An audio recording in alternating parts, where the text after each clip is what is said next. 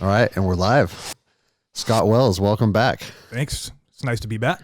Yeah, with all the stuff going on in the world again, I feel like it's good to have some of my buddies on that are in law enforcement to give perspective to everybody. Everybody's kind of freaked out again with the second wave of lockdowns. Mm-hmm. And I know I had my buddy Aaron on last week, and him and I feed off of each other. We get kind of crazy. You do the opposite to me. You balance me out. You calm me. So I'm your wacko lefty buddy that shows up every now and then. You know what's funny is you say that you're left, and I tell people that I lean right. And then I was at a campfire last night with Toby and Stefan, some of my buddies, and they're like, you're talking like all this right stuff on your podcast, but you're not really a right. You're more of a center person, Mm-hmm. And I had to kind of step back and think about it. It's weird that you're considered like right wing because I believe in the Constitution and I believe in people's freedoms and the things that I've been preaching over the last 6-8 months or whatever it is. Mm-hmm. But no, I think it's very easy for everybody to get kind of, you get the cookie cutter, you're left or you're right. Most human beings are nuanced. Right. You go into a bunch of different topics and start to dissect them. The biggest thing is I'm not a religious person. Mm-hmm. Everybody, like when my first video came out and people saw that I was standing up for the Constitution, like I got so many messages that were faith-based and religious-based. Okay. And it's interesting to see like what groups of people kind of are aligned with you and what ones aren't, Right. But So I wouldn't consider myself a religious person either. It's interesting when I used to be very involved in the church, almost to my detriment. You just kept investing in other people, and eventually your cup gets a little low and almost empty, and there's nothing to fill it back up, right? And so pastors I was never a pastor, but pastors burn out in their communities. So anyways, you're saying because they're giving, give, and who's filling your cup, right? Who's filling who's feeding you, right? So, but I used to be looking for the fight always. I dove into Christian apologetics like you wouldn't believe. I had a huge library on just Christian apologetics itself. Well, elaborate on what you even mean by that. So apologetics, when I first heard about that, I'm like, I'm not apologizing for anything. And that's really not what it is. It's understanding why you believe what you believe and being able to mount a defense for that. Well, I took it the far extreme. I was the guy that wanted a certain opposing religion or a different religion to show up at my door. Oh, I see. That's you're waiting for that the Jehovah's Witness knock. I'm waiting for it, right? And to point out where you're wrong. And finally, I had someone point me in the right direction and say, "Listen, bro, you have the wrong heart with this. The intent of like knowledge and gaining knowledge on this is there, but your heart's in the wrong place, man. You're always looking for that fight." And so it was interesting just because I used to hear people say, well, I'm an atheist, I'm not religious, when atheism, by definition, is a religion. Well, right? And that was me. That was me my whole life until, probably 5 years ago, where I always believed, like, when you die, it's just like shutting the TV off. That's it. The screen goes black, and that's it. Mm-hmm. And I just didn't think that there was really a spiritual side of life. And so I look at the animal kingdom and I just put us at the top of the food chain. Mm-hmm. We're the smartest. We have technology and we have the ability to do the things that we do.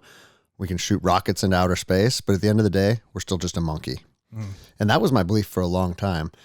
And then I realized by me saying that is what happens, that's just the same as anybody else that states their belief and tells other people that that's what happens. It is. It's the exact same. And I realized that by saying that this is what I believe happens, that's kind of arrogant. And so I kind of took a step back from that and detached a little bit and kind of looked big picture. And I think everybody wants answers because I mean, it doesn't matter if it's religion or if it's jujitsu or if it's working on your car. Right. If you have the answer to something, that feels good. The unknown, especially guys like us, guys in our profession, the unknown is kind of like a no-no. You know, we don't want to find ourselves in the unknown. Mm-mm. And You want to play in the known as much as you possibly can. yes, but I think spiritually, accepting that there's parts of this universe and that this life that we'll probably never understand, that's okay. And I'm okay with that now, you know? And where does the pull come from? Where does the desire to want to find an answer? Where does that come from? Well, you know, if I had to, and again, like, I don't preach that I have the answers, but I've had enough things happen over the last 5 years that there's undoubtedly a spiritual side to our existence. To me, it's not even up for discussion anymore. But what does a spiritual side mean? Does that mean that there's a separate soul, or does that mean that maybe there's a wavelength that we can connect on each other with? Because that's what's done it for me. I've connected with enough people through weird things where they'll call me at weird hours and we're on the same wavelength. Yeah. And that's happened over and over the last couple of years. And so when you say wavelength, that is huge to me, because are we talking about frequency? And if you just follow me on this for a second, if the universe is frequency and energy and everything's vibrating, right? Everything around us right now is vibrating at different frequency levels. Yep. Fast or slow. There have been studies and people way smarter than me that have attached a frequency level to human emotion, to every human emotion. So you and I were talking, we were texting the other day, and I was in a place where I was just fed up. I was like, I'm ready to walk away from this profession right now and be totally fine. And for people that didn't listen to you on the first go around, you've been with a law enforcement agency for 22 years now? This is my 23rd. 23rd year, yeah. Okay.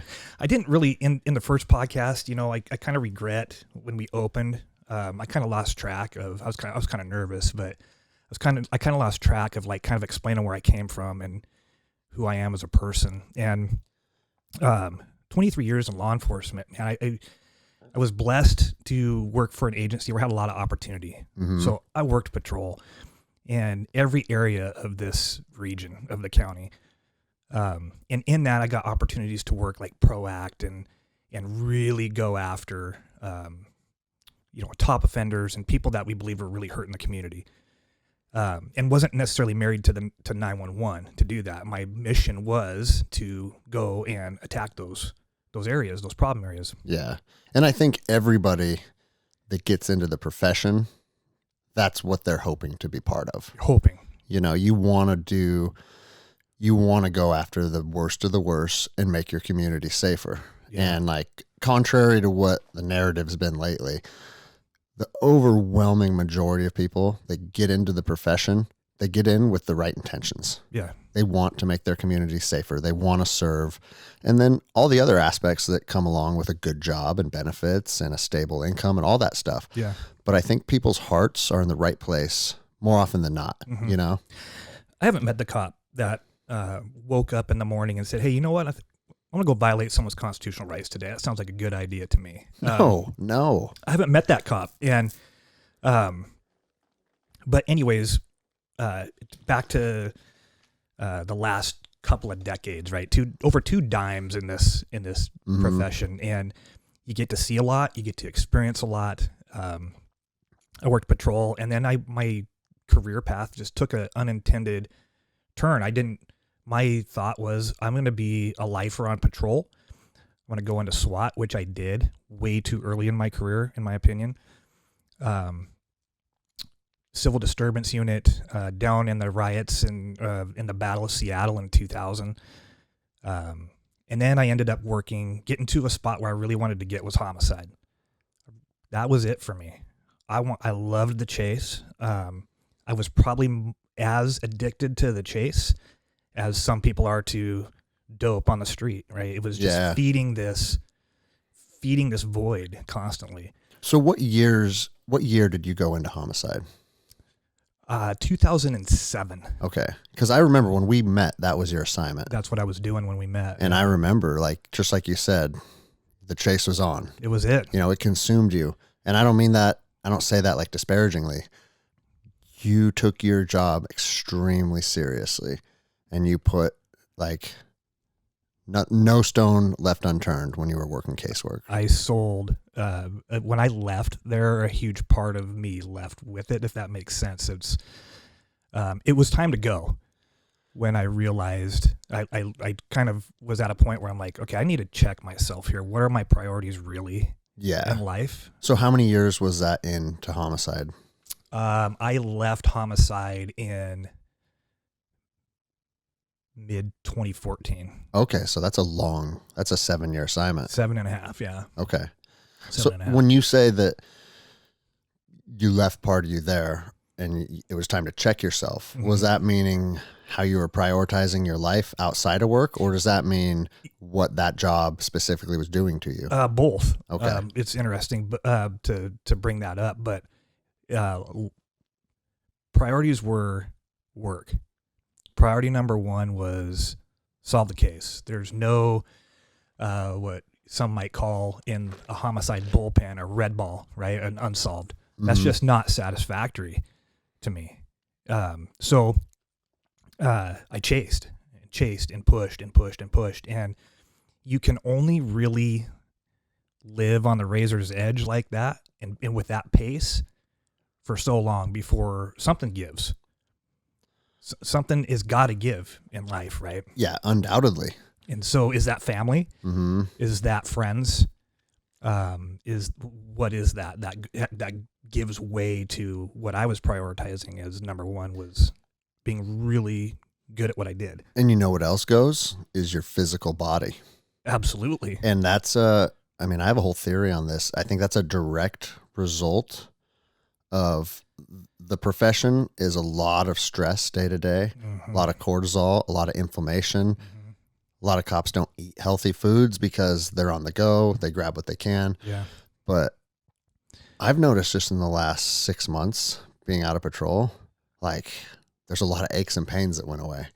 There's a lot that are still there from jiu-jitsu, but it's a different kind of thing, you know? Yeah. And I can imagine the amount of stress that you're dealing with in homicide, not only with what you're going through, what you're seeing, and what you're like the actual details of casework that are hard on you, but just the op tempo, go, go, go, go, go. Yeah. Probably waking up early, going to bed late. Oh, lots of caffeine. Our mantra was sleep fast, right? You get paged out at, murders usually don't happen during banker's hours. So a lot of the times you're getting paged out to 3, 4 o'clock in the morning, and that might be for the second one of the day. So high pace, high tempo. And if that's all you have, your cup is emptying really fast. And what is feeding back into, what are you doing to feed back, to fill that cup back up, right? So you have something to give. Yeah. And I know the day that I got paged the last time, I knew it in my head. I didn't verbalize it, but I got the page and I said, this is it. This is the last one. And some guys and gals can push that career for 20 plus years. But there's when the piper comes back to collect, it's a little bit more expensive than you thought sometimes. Well, and that's what I was going to say. 7 years of that. I mean, a lot of soldiers, they do a 4-year enlistment and they go downrange and they see terrible things, and it's a lifetime of unpacking that stuff. Yeah. And I think a lot of people don't realize that a lot of law enforcement officers, they're seeing battle themselves, except their battles in their hometown. Like I think about things that happened in Ramadi or anywhere deployed that were either gory or just kind of imprinted on me. Especially like there was a time in Ramadi where we saw a car flip over and a bunch of kids flew out. There was like 3 or 4 kids, because there's no seatbelts or any safety laws in Iraq. It's just they'll pack kids in like sardines. Yeah. And several of them flew out on the road, and we drove by, and it's like And it was also a direct result of our patrol. The cars were trying to get out of the way of the Americans. Yeah. And so this car veered out of the way, and then it went off the side of the road and turned over, and these kids flew out. And I've talked to several teammates about that. And here we are 16 years later, and you start to think about that kind of stuff, and it haunts you. Still there. Still there. And I mean, feel free to get into as much detail as you want on or not on some of the stuff that you've worked, but being a friend and kind of walking through some of the stuff that you dealt with, it's as gory and like gruesome as anything that anyone sees anywhere. The stuff you were dealing with right here in Snohomish County. Yeah. So it's really interesting what you just said about an event that occurred in your life in the past 16 years ago, and it's still there. And when you revisit that, you still feel the same chemical cocktail. Isn't that bizarre? That you felt at that time. Mm-hmm. Right. And so is it... Or I would even say more than I felt at that time. More intense. Yeah, because at that time, I was very good at just compartmentalizing things, you know? Yeah. That was the culture for me growing up in law enforcement was stuff it and get on with it. Go to the next call. Don't deal with it. So my first homicide that I was assigned as the lead investigator on was the death of an 18-month-old little girl. My daughter was 18 months old at the time. Yeah, so to not draw that parallel is just impossible. It's just impossible. So you're sitting there at autopsy, I was, and seeing these things and picking up on these little details and thinking about my daughter at the same time. And to me, like if you're gonna, it's like building a fighter. To me, I'm gonna kind of draw a parallel here. To the best of my understanding, I'm no pro fighter. I at all, not even close. But if you're going to build, but you're a brown belt in jiu-jitsu, so you have an understanding of what's up. I have an understanding of what's up, and I've trained for off and on since I've been 16. Yep. Of some martial art or another. But, I can't remember where I was going. You're saying you're going to draw the parallel to building the fighter, building a fighter. Yeah. So it's not like you fix fights, right? But you select a match that is congruent with your fighter. Yep. Right. And you bring them up that way and you get them confidence in their skills and abilities and everything. And actually Mike Tyson's fighting tonight. Pretty excited about that. Yeah, dude. Hey, caveat on that. I just read that the promotion asked them to not try and knock each other out. Yeah, I heard that too. Mike Tyson. Hey, you're going to have Mike Tyson fight, but don't try and knock the guy out. Right. Yeah. So did you see him get interviewed by Sugar Ray Leonard? No. Bro, you want to climb in the ring with this man? Well, I heard him on Rogan, and he, Mike Tyson over the last couple of years has kind of like got in touch with a softer version of himself, and he's been calm, and he's like doing his marijuana grows and kind of like removed from the fighting culture. Right. Then he came back on Rogan after he signed the contract, and he's like, I'm back. I'm ready to kill someone. Yeah. Yeah, he switched back into combat mode. He did. And I was watching him physically train on this commercial, right? And I'm like, the man, I'm not sure he's lost anything. Yeah, I know. I saw that. Just the emotion that he had talking about who he used to be. And he was talking about how I miss that guy because now he's coming from a place of humility and trying to learn this as this new man.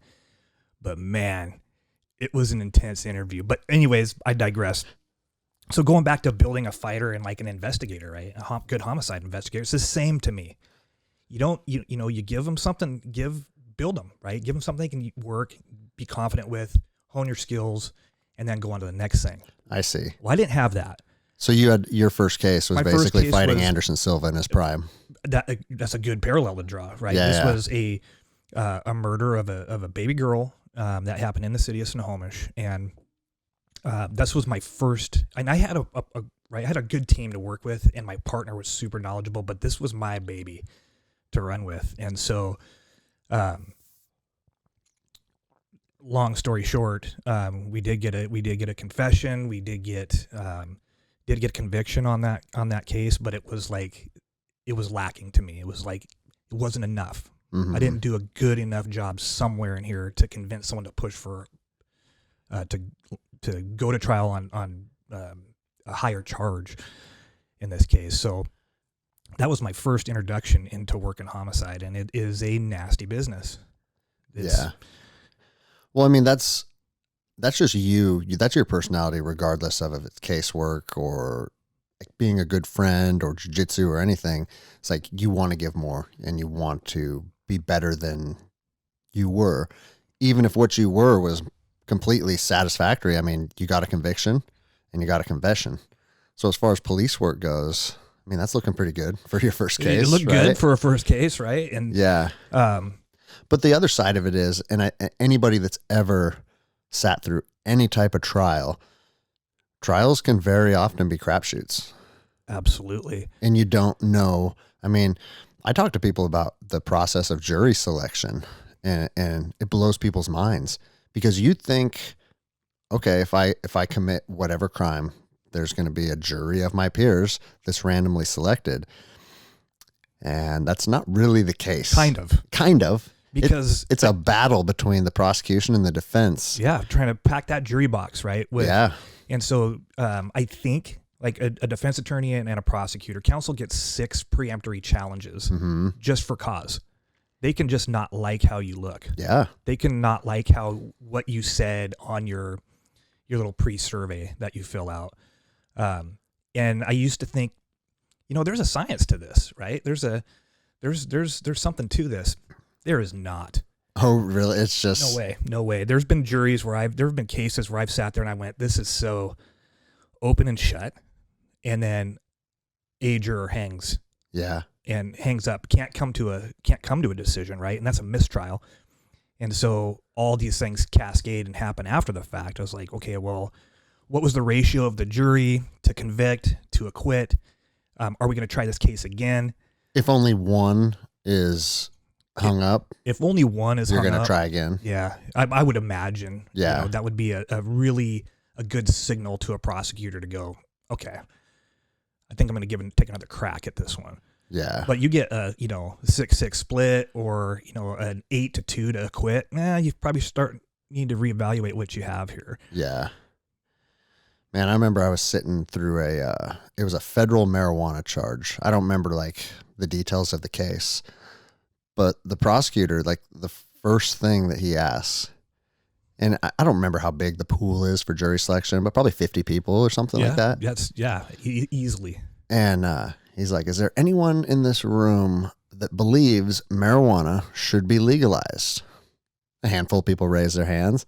And then they're like, okay, I'd like to thank and excuse juror number 17. Yeah, goodbye. And I'd like to thank and excuse juror number 22. And it's like, what are we really doing here? Yeah. If those are the people that are pro marijuana, a random jury of your peers would probably include some people that are pro marijuana, right? Right. But they fucking nip that in the bud. Yes, goodbye. Yeah. I've seen people come straight out not only in their survey, very clearly they don't want to be on a jury, and you'll know it. They'll be like, I hate the government. I hate cops. Yeah. I cannot be fair and impartial. No way. And you're going to get bounced. You're not going to get put in that place. But so that's a good tip if anyone gets randomly selected for jury duty. No, we've heard some crazy stuff. Crazy. But no, that's kind of like I've seen a juror pass out during trial. Oh, just so nervous? No, we were looking at crime scene photos. Oh shit. And it was dark, it was hot in the room, and next thing you know, boom, man down. And they're right in the front row. Crazy. Let's take a recess. Yep. So go back and elaborate on when you realized that you needed to step away from that. From homicide. Yeah. So I realized that it came to that point where I was missing a lot of stuff with my kids. Mm-hmm. And with family and friends, and my circle became very tight. Everybody that, for the most part, that I hung out with, aside from people in jiu-jitsu and stuff, and you, all law enforcement, all homicide detectives, and not the most healthy environment in the world. Yeah, just with the subject matter alone. So When that pager went off, something in me, I didn't even know what the case was yet. And I say pager, and some of your audience is probably like, what the hell is that? Yeah, so back in the 90s, there was Yeah. this little thing you put on your belt and it would beep when someone was calling you, and you were really somebody if you had one. But anyways, the pager would go off and you'd call into the hotline number, and Sarge would give you the details on what the assignments are and who's lead, who's co-lead, and who's doing what. So I hadn't even gotten that far yet when I climb out of bed and I'm like, I can't do, I'm not doing this anymore. I've missed a lot and I sacrificed a lot, and it's time to walk away. And I mean, also, how unfair is that to the victim's family if the lead detective on it is burned out? Yeah. Like, if that's how you feel, you owe that And so to everybody to walk away. that case was my last case that I worked as a lead, and we got a conviction, 91 years on this guy who, and the case has been adjudicated so we can talk about it, but he shot into a crowd of 6 juvenile females walking alongside the road that were doing nothing other than being teenage girls. Yeah. And I mean, I remember that. you remember that? I remember that vividly. Yeah, it like was in Lake the Stevens. cross is still there. Yeah, I still visit it. For anyone listening, Lake Stevens is kind of like I mean, it's grown a lot in the last decade, but it still kind of has that small town feel. Small to it. town, sleepy town kind of feel. So for a 14-year-old girl to get gunned down in a drive-by, yeah, that fucking shocked. yeah. Her next the day, community. it did, and the next, actually, she was 15. The next day, she was going to turn 16. Okay. And so, And again, completely random. She Yeah. wasn't targeted. It was No, just some asshole. and that's the scary thing about some of these things is you look for a reason that, like, certainly there's a reason why they did this. Something happened in here, and when you run into something that's truly random like that, that's pretty freaking scary. Yeah. Like, there is no reason. Well, and it makes you realize what people are capable of.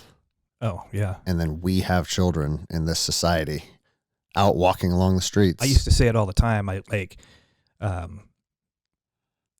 This doesn't shock me. This won't shock me if yeah, it still does shock you. Like, man's inhumanity to man is pretty crazy. Yeah. I mean, especially a young girl. Like, Oh, it was horrific set of circumstances. And so I spent 27 days and with my team. It wasn't just me, right? So we caught him 27 days later. And that journey of 27 days there was nothing that was going to stop me from catching this dude. You don't come into my community and do that and not be looking over your shoulder, because I'm going to get you. I'm going to find you and I'm going to hold you accountable, right? That was my whole mission in life right there. It's like, I'm going out and this guy we're going to find who the suspect is. what year did that take place again? I guess it'd be 2014, huh? If it was... No. Yeah, 2014. That was my last. I left in 2014, but I think trial was 2014. I want to say that might have been 2013. Okay. But yeah, because there was. So I was still living in California. You were in California so still. Yeah. I mean, we're all connected through the internet and Facebook and stuff. So Right. I saw like how horrified everybody was. Yeah, I'm sure we spoke community about was it. like, we got, not only did the suspect in that case commit that event, he continued throughout the greater Snohomish County firing into occupied homes that night. Yeah, I remember that. And- Did he hurt anybody else? No, but he absolutely fired into homes, and by the grace, right? Yeah. Didn't hit anybody else. Mhm. And so, Are you comfortable going into any details on that now that it's done? Are you okay to do that? absolutely, yeah. So I think it's just fascinating the way that you were able to put that together based on a piece of a taillight Yeah. Yeah. and the caliber of the gun. Yeah. And you did a bunch of cross references. Oh, And, God. I mean, Yeah. tell that story if you're comfortable telling it, or so, tell me. Literally, as we were, and when I say we, our major crimes unit showed up to this thing, and you could still hear calls coming out in North Snohomish County for someone just shot into a residence. I mean, it was still happening. And so, a long story short, just with this, what ultimately happened that night was the last home he fired into was up in Marysville. And it was a very short distance away from his actual residence. And so we're not dealing with a very bright person either, no, apparently. No. Oh, and so in his flight from that event, from shooting into the occupied residence, in his flight from that, he smashes into another vehicle. And so if you follow forensic science and Lecard's transfer and exchange theory, when two things interact, you're going to leave something and take something away from it, right? Mm-hmm. So he smashes into a car and leaves a piece of a side marker light and I think a piece of his front headlight as well at the scene of that crime. Not at the shooting where the young girl got shot, but at this subsequent shooting. Yeah. And I mean, I'm assuming immediately you were tying these together. What we knew that night, we had a pretty good idea. We're like, this has to be associated, related. But we had no forensics to associate any of those together. Got it. Just common sense would be like, yeah, drive-by shootings in Snohomish County constantly going off, right? So, it really started with working with witness statements, and there was conflicting witness statements on that shooting in Marysville because a lot of witnesses came out at different times when that happened, and some were ducked down, as you would imagine. There's shots kicking off, and they're looking out their blinds. And one witness was actually out on her front porch and saw a vehicle flee the area, right?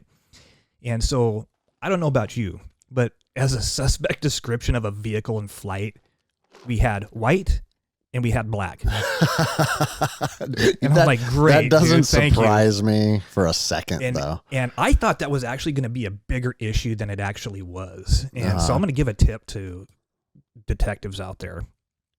No matter, like, you can have a great case where the stars align and everything is popping into place and it's a money case. But that one little thing about it that sucks, that makes it like, oh, God, I wish that wasn't the deal. And so you have to include that information in any type of affidavit or warrant, because if you bypass what you know that could be problematic to the case and you don't bring that up, that's what's going to be a problem. Yeah, that makes sense. And so the defense is going to hone right in on that. Oh, yeah. They went line by line through my affidavit. It was 34 pages of an affidavit on this case. So just so bizarre. But we started getting some information about a vehicle, and so a dark-colored vehicle. So I literally started from, we had no real good, hard witness on this at all. And so I started with making requests like DOL. Give me all black vehicles registered in Snohomish County.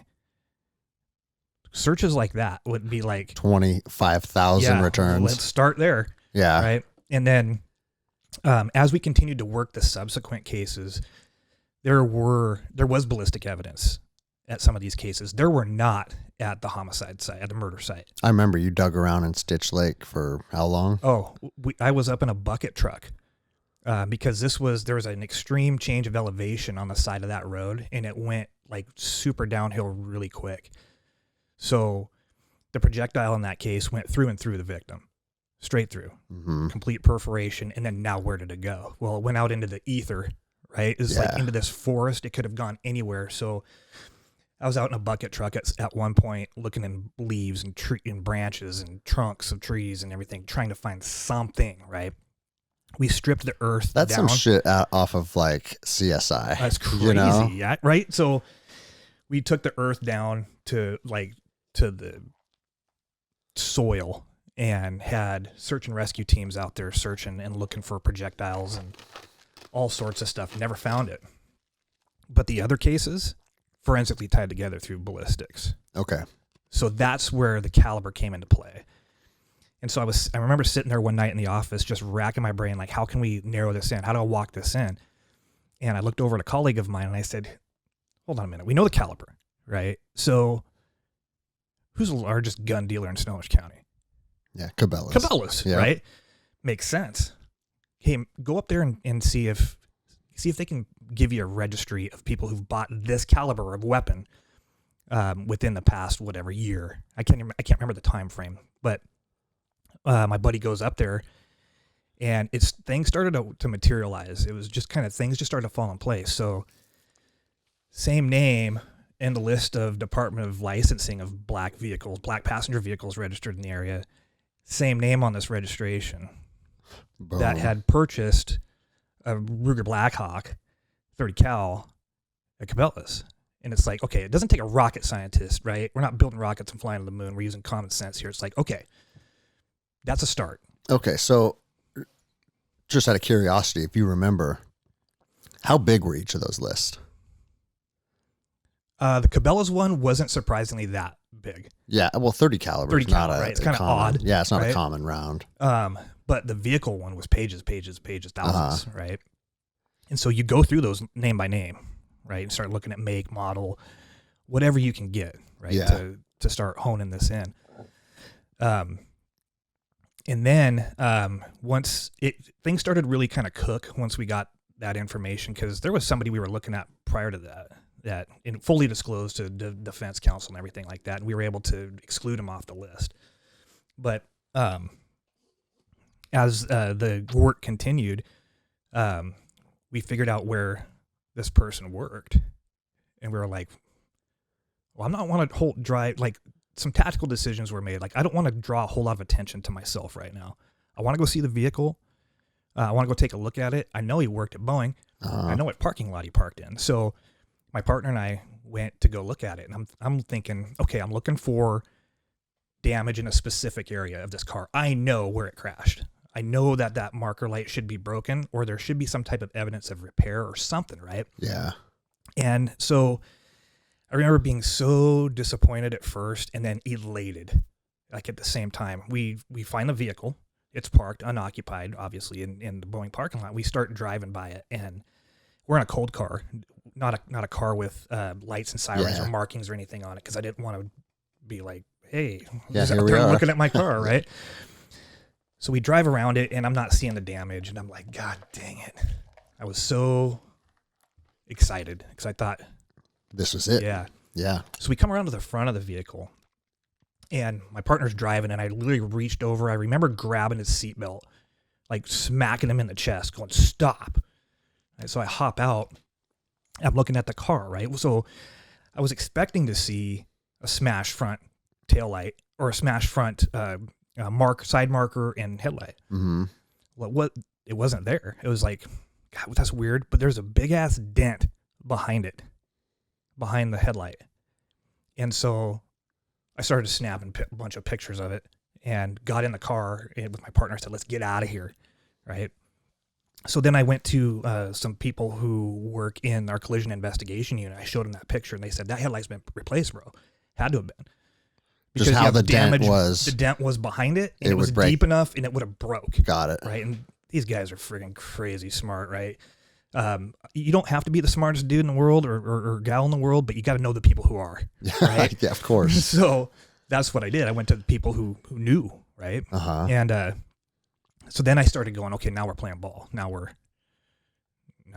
heading down the right track here, I think. And so the investigation continued again for like 27 days. And we got to a point where we had conversations with the prosecuting attorney, and we're like, hey, I feel we're at probable cause for this guy. It's time. Weren't you able to identify the piece of headlight that you found? Yeah, so that was crazy. That was after the fact. So we had the that wasn't part of your weird thing of this whole case that really still intrigues me is we serve our search warrant. We had a whole ops plan of taking this guy down. We were going to reduce what is called a risk assessment. We weren't going to push an entry on this guy. We wanted to take him off while he was mobile. Of course. As he's backing out of his driveway, and then here we go. Yep. So that's how it went down. So we got him in custody, served a warrant on his house, and all of that took hours and hours and hours, right? So come to find out, the story about the headlight was that suspect had said I got in a parking lot.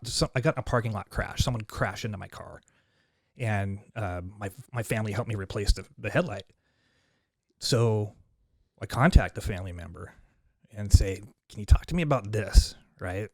And the family member knew that the suspect was already booked in the jail for murder. Yeah. And I always thought, this is just the most bizarre thing. Like, why would you tell me this? So we're sitting down with this person, and I go, "Can you tell me about fixing the headlight?" And they're like, "Yeah, I mean," he said he got in a parking lot crash, and we ordered the light online, and I went down and I helped him fix it. That was the story he gave me. And I go, and I don't remember why I asked this question, but I go, "Do you still have the light?" And he goes, "Yeah." Oh, damn. And I go, why in it? This is so bizarre. Like, why would you have saved it? And I go, "Where is it?" And he goes, "It's in my garage. It's in the box. I packaged it up. I actually taped it and everything. It's sealed and everything." Again, weird. Yeah. What's the chances of that? I'm wondering, it's like part of me always wondered if he knew something was going to come down the road and wasn't buying the story. Yeah. He never said, but that's what I always kind of came to. I said, "Can I have it?"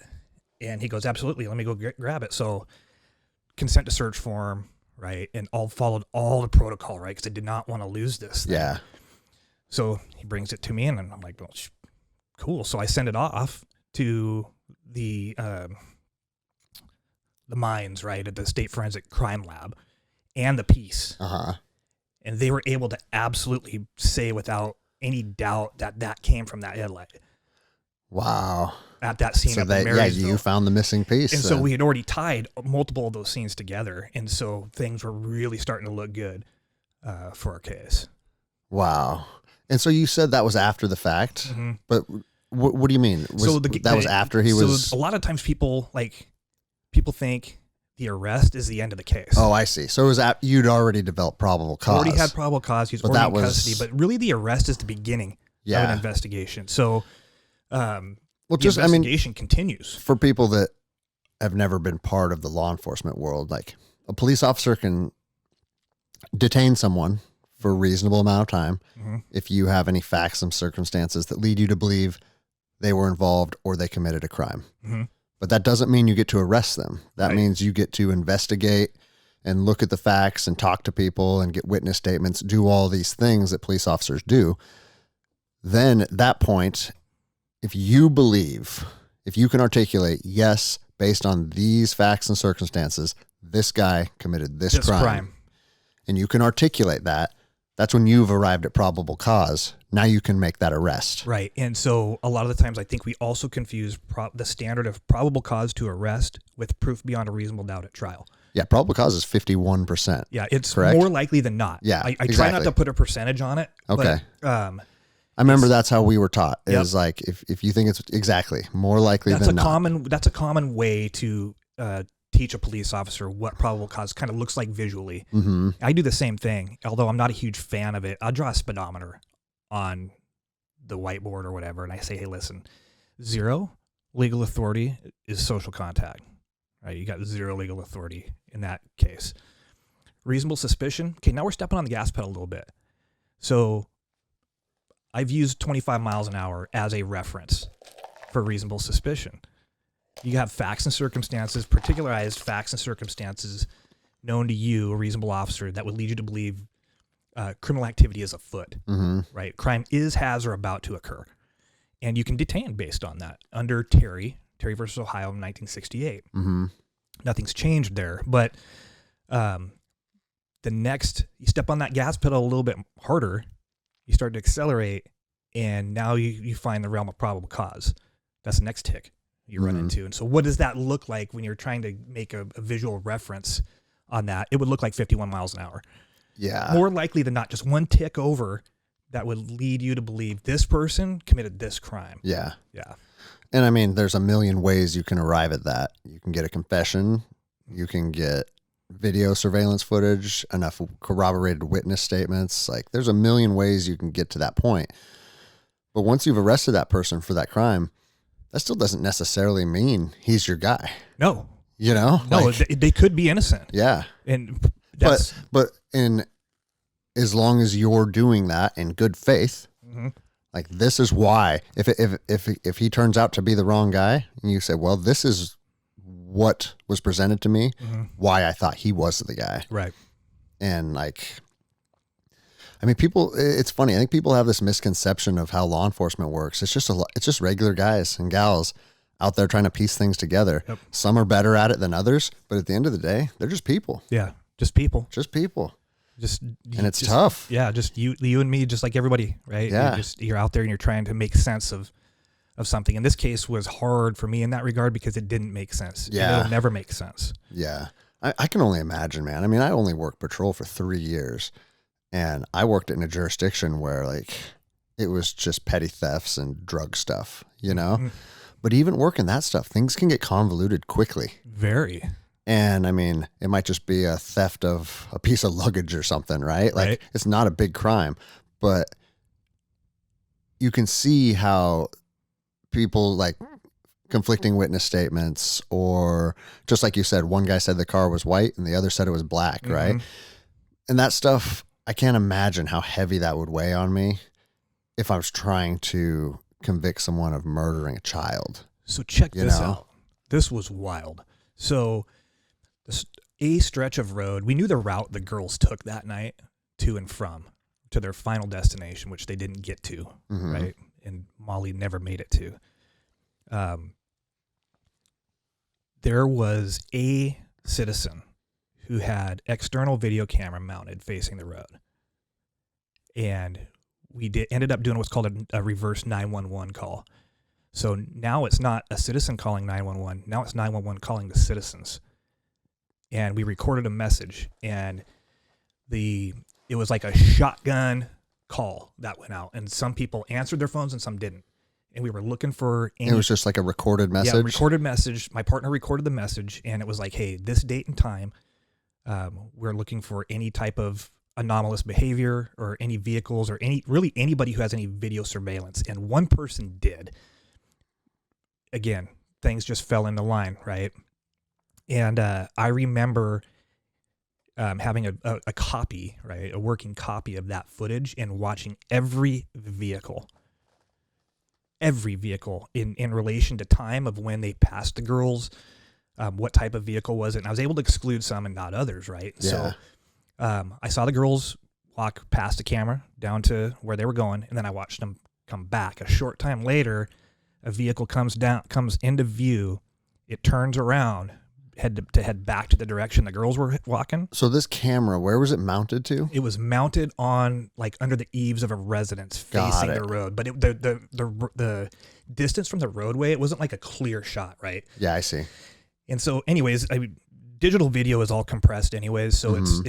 it's something like when you see CSI, you're not going to see a clear plate on video surveillance of people's face or anything like that. That's not going to happen, right? Dude, I was in law enforcement for a decade, and when I got stuff stolen from my gym, 3 months ago or whatever that was, I went and outfitted it with cameras on every corner, and I was like upset at how poor the quality was. Yeah. And I bought nice ones. Nice cameras, you know? right? And I remember, I think it was compressed. You. It's like, bro, you don't get good. You don't get good footage from a security camera. This is probably a dated stat, but video usually shoots at like 30 frames per second.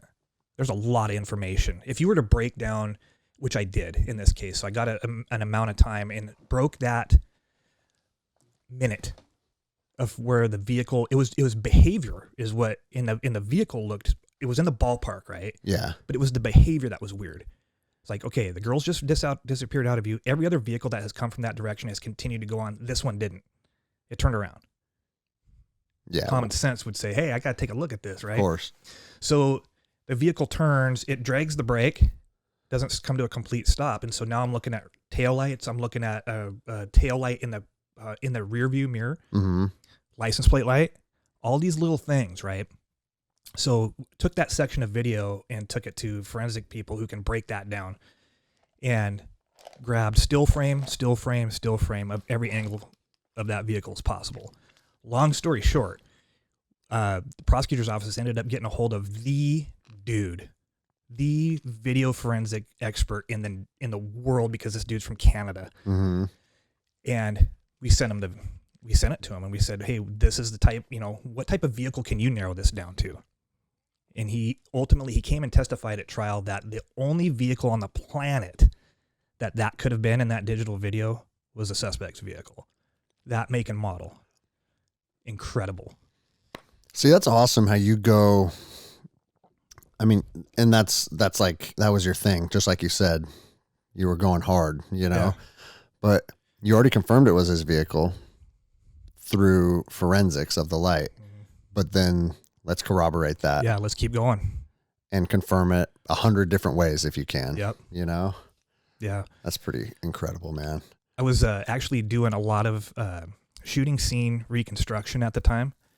So I ended up doing an analysis, a reverse analysis, basically, a back extrapolation of once everybody's in custody and we have the evidence and all that stuff, we actually brought out the vehicle to the road and had a person of like height to the victim standing out there on the side of the road and did a reverse trajectory analysis back to an area, right? You can't say like it goes back to this one spot on the planet. Yeah, of course. But I could give you a window of what couldn't have happened, if that makes sense. So back to Sherlock Holmes days. Yeah. Holmes, right? It's like the most likely outcome is that what couldn't have happened here.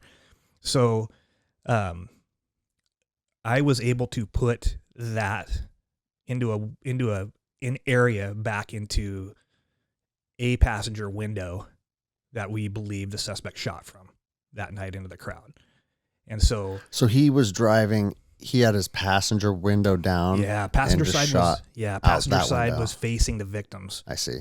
And he fires a shot from a seated position is what we came to. That was our theory. Uh-huh. Right? Fires a round out the window and strikes her.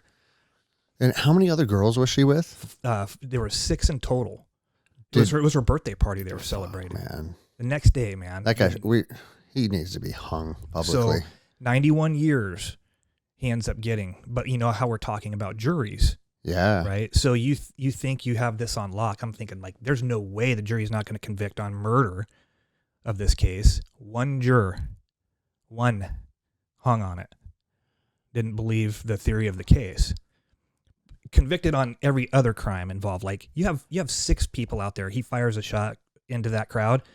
Each individual person out there is now a victim of assault 1. Yeah. Right. Yep. And so multiple counts on this guy. And well, so I mean, and it's a juror, so I'm trying to apply logic to it, but you can't. But how can you say, yeah, I think he's guilty of assault 1, but not murder? Yeah, that's what we those two things. With. They just didn't want to see a guy go to jail for the rest of his life. I don't know what the deal was, but he should be fucking publicly executed with a guillotine. And he should present his head to her parents. That's the kind of shit that should happen to people that do this kind of stuff. Her parents, sometimes detectives, they're smart to do what's called a victimology. Mm-hmm. If you have like a case like this that's unknown and you're just trying to cull as much data as you can. And so my partner and I went down to Seattle where her folks live because she was up here visiting when that happened, visiting her friends. And so I remember meeting her mother. I remember meeting both of them and her grandparents and things like that. And you get really invested in these cases emotionally, and it's hard not to, right? Yeah, I remember her mother walking me into their home and showing me basically every aspect of her daughter's life. And she had essentially a shrine, for lack of better words, pictures and trophies and medals. And that just fuels you, man. It just, I don't know how it can. Right? No, like, I mean, I feel the emotion of you just telling the story. Like, I feel that emotion inside. Bro, I drive by that site. Oh, man. Yeah. And I still stop, if I'll stop, it brings me right back to that time. Did any of the other girls that were with her, were they able to provide any information, or was it just sheer panic? It was sheer panic because the 911 call that came in, because residents were, all they heard was females screaming in the street. And this is like, I can't remember the time, but clearly the hours of darkness, right? Yeah. These girls are screaming in the street. Some were like initially, they weren't sure what happened. And all they saw was a car drive by. And that was it. And so, but there were, some of them did, if not all of them, some of them did testify at trial. And I was so proud of them. Because these are young girls that experienced something of trauma, and now you have a defense attorney coming at them sideways, trying to like disprove what they're saying, or to kind of paint them as something other than just a scared kid. It's a dirty business. And it is a wild business. And the defense attorney in this case, actually, I've known him for a long time, and he's very good at what he does. And he handled the witnesses as best he could, but he's still trying to mount a defense, right? Yeah. And that's a weird profession, because I think being a defense attorney, when you're trying to save someone from spending the rest of their life in jail, when you believe they're innocent, like that's noble. That would be a fun fight, you know, like I'm fighting for this person's freedom. Yeah. But when you know the guy that you're trying to get off just killed a fucking 15-year-old girl, like, how do you go to sleep at night knowing, like, let's say he got him acquitted on some little tiny technical whatever, right? You just said the key phrase I was waiting for you to say. I went to homicide school after I'd already been in the homicide unit for a little bit, and I had an investigative background already. I'd worked property crimes, kind of cut my teeth there. Then I worked crimes against children for about a year, and then I went into homicide. And so I had an idea of how investigations go. But yeah, so one of the first schools I went to, they actually had a defense attorney come and speak to a group of aspiring homicide detectives. The first thing he said was, I'm just going to answer this question for you right now. I sleep great at night. Really? Yeah. I sleep really well at night. Just want you guys to know that. Well, let me rebut that with this. If something happened to one of my daughters, let's say, I don't even want to fucking verbalize it. I don't even want to put it out in the universe. Right. But the guy was a repeat offender, and some fuckstick got him off on a technicality. Guess what? I'm coming for your ass too. Yeah. And you know what I mean? Like, fuck you. Cases like that have happened. Because I'm not the only crazy motherfucker out there with daughters. There's another one sitting across this table. I'm right across the table from you. You know, like, I mean, God forbid that ever happens, but I know that if, and me and Jenny have talked about this, if something horrific ever happens to one of my children, it's game over. I'm going to wipe out that person's entire fucking family tree. Like, you want to get dirty, I can get dirtier. And I just know myself, you know, like going to jiu-jitsu and taking the girls to ice cream. Like, I'm broken at that point. Yeah. If someone gunned down one of my kids, going back to normal life, it's over for me, you know? The aftermath of these events and working with the family. And there's like, I have a really good friend who is a victim's advocate, and she's incredible. She's like an angel that walks the freaking earth, and how like she works with the families, right? But you live this case with these people, right? And you're trying to help them come to some type of, if it's ever possible to find closure, right? Or get some semblance of. You would definitely want the person responsible. I mean, that's a step towards closure. But at the end of the day, if that guy's in a cage or he's not in a cage, they don't have their fucking baby anymore. Yeah. You know? Yeah. So I don't even know if closure is even a possibility. I've watched it just ravage families. Just destroy them. I mean, what do you do at that point? You know? You use that as an investigator. Here's how I would answer that. You use that to fuel you to do the right thing. And you use that to fuel you to fuel your investigation, to push, right? And to grind. And when it gets really shitty and it's tired and you've been up for 36 hours, then you think about that, right? Yeah. You don't just, like, detectives solve cases, right? For evidence doesn't. It's detectives that get off their ass and knock on doors and push pace. That's what solves cases. And so to sit back and wait for that call to come in, it may never happen, bro. You have to create your own destiny. Yeah. Right? You have to create your potential. You have to go out there and kick the beehive, right? And and stir things up. And you may be in the wrong direction, right? But it's a start. Yeah. And it's somewhere to, and so I would just say, man, you use that to fire the furnace to keep pushing. Did you ever have anyone try and guilt trip you when you decided to hang it up and not do? Not at all. Okay. No, I think I was probably the biggest proponent of that, of guilting myself. Yeah. You didn't need their guilt. No, I and when it was time to go, the colleagues that I worked with were like, "Hey, we're sad to see you go." Yeah, of but course. We get it. Yeah. We get it too, you know. I mean, the military is a very different flavor, but I remember like when you try and walk away from that life, it's like, first they try and guilt you with, I remember like, Anderson, we're redeploying to Afghanistan in 2 months and you want your team to go without their sergeant? Is that what you're telling us? You're going to send your team back to Afghanistan without you, the sergeant? And it's like, fuck, man, I did my 4 years. Right. Now I'm looking to other things, you know? And then the conversation morphed. It's like, you won't be fucking good at anything else. This is what you are supposed to be doing. Yeah. Being a ranger is you, Yeah. you know, like, and it's funny. Like they come at you with it all angles, trying to get you to re-enlist.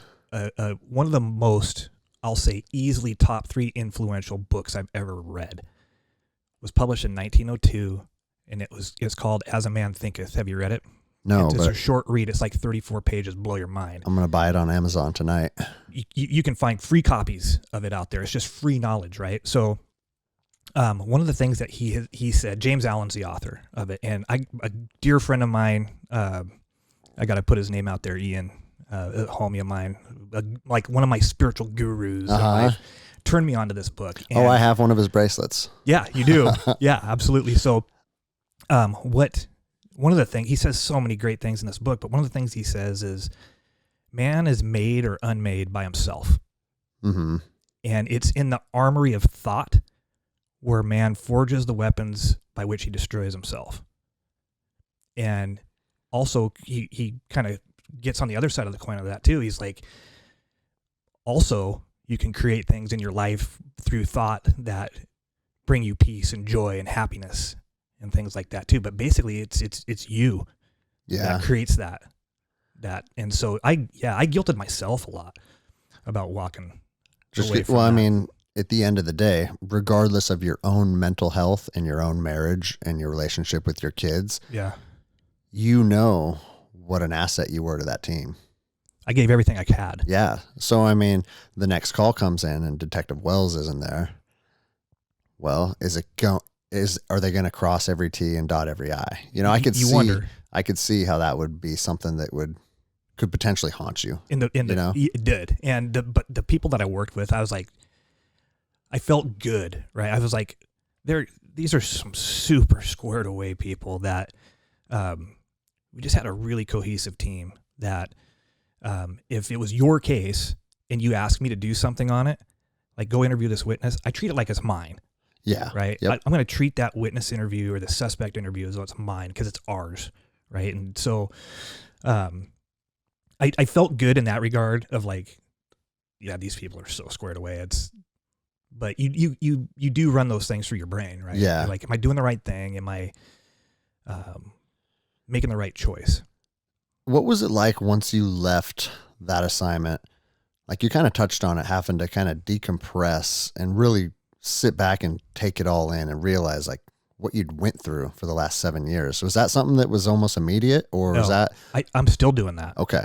I'm now just to a point where I'm starting to understand of like past like ingrained routines and attitudes and behaviors and experiences and emotions that are linked directly to those experiences. And is it possible to not live there anymore? Is it possible to not have the past drive this body anymore? And it is. And I'm learning that, right? I'm a work in progress. Mm-hmm. I'm just an avatar walking this planet, bro. Dude, that's what, I mean, we've talked about mental health on this show a handful of times, usually in relation to soldiers. But like I said earlier, it's no different. No, you know, it's very similar in that regard. And the first step to becoming better is acknowledging that what you went through was traumatic, mm-hmm. and then being vulnerable And I mean, that's such an overplayed word, but it's the only word to really encompass what we're talking about. And that is to sit down and open up about your experiences. Because, I mean, for instance, right now, I'm sitting across the table from you. But as you're telling these stories, you're unpacking it within your own self. And that's why I think counseling's so powerful, because Huge. it's like, I don't necessarily think that person is the one that's correcting the problems within you. It's that person's just providing you an opportunity for you to correct the issues that you're dealing with. Self-reflection, self-actualization, and being absolutely brutally honest with yourself. How many times have you asked yourself the question, like, who am I really? Yeah. Because this doctor that I am reading a ton of right now, his name's Dr. Joe Dispenza. He's actually from Olympia. And he doesn't even know it, but he's helping me walk through this and process this stuff. And he talks about the gap between who I present to the external world as and who I really am. And how far is that gap in between? And can I close that gap to get to a spot where I can be myself? I can be who I am. I can exist as who I am, and my actions and my thoughts, they coincide. Yeah. They match. Well, and I guess almost everybody shy of like a Buddhist monk is going to have some type of gap. Absolutely. You know? And then the other side of it is, for me at least, bro, there's different people inside of this head.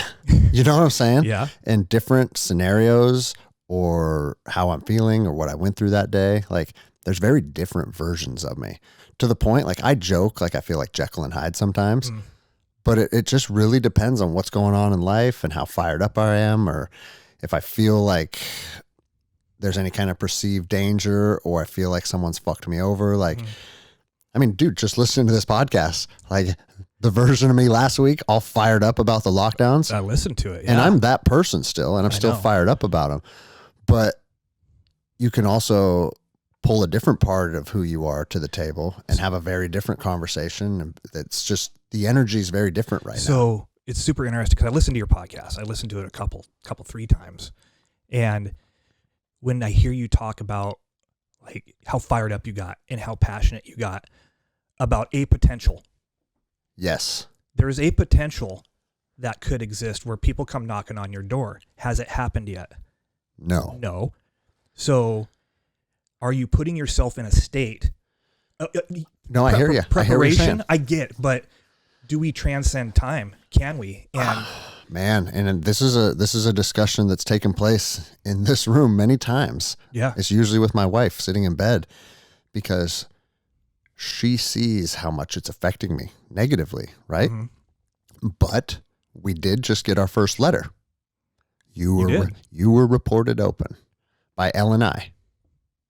And so I'm putting no weight in that. I don't know where it goes, but you know, like, and I hope I'm not manifesting my own reality by being overt and by being like open about the fact that I'm not shutting down. Right.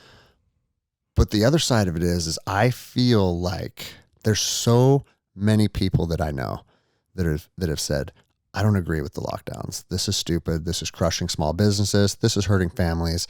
This is bad for people's mental health. Suicide is up, on and on and on and on and on. Right. But then they lock their doors. And that's what's hurting me more than the lockdowns. What's bothering me inside is the fact that a lot of people don't agree with them, but they just put their head down and say, yes, sir. And they do what the government says to do. And I just think that is not what the American spirit is supposed to encompass. And so I almost feel like it's a duty.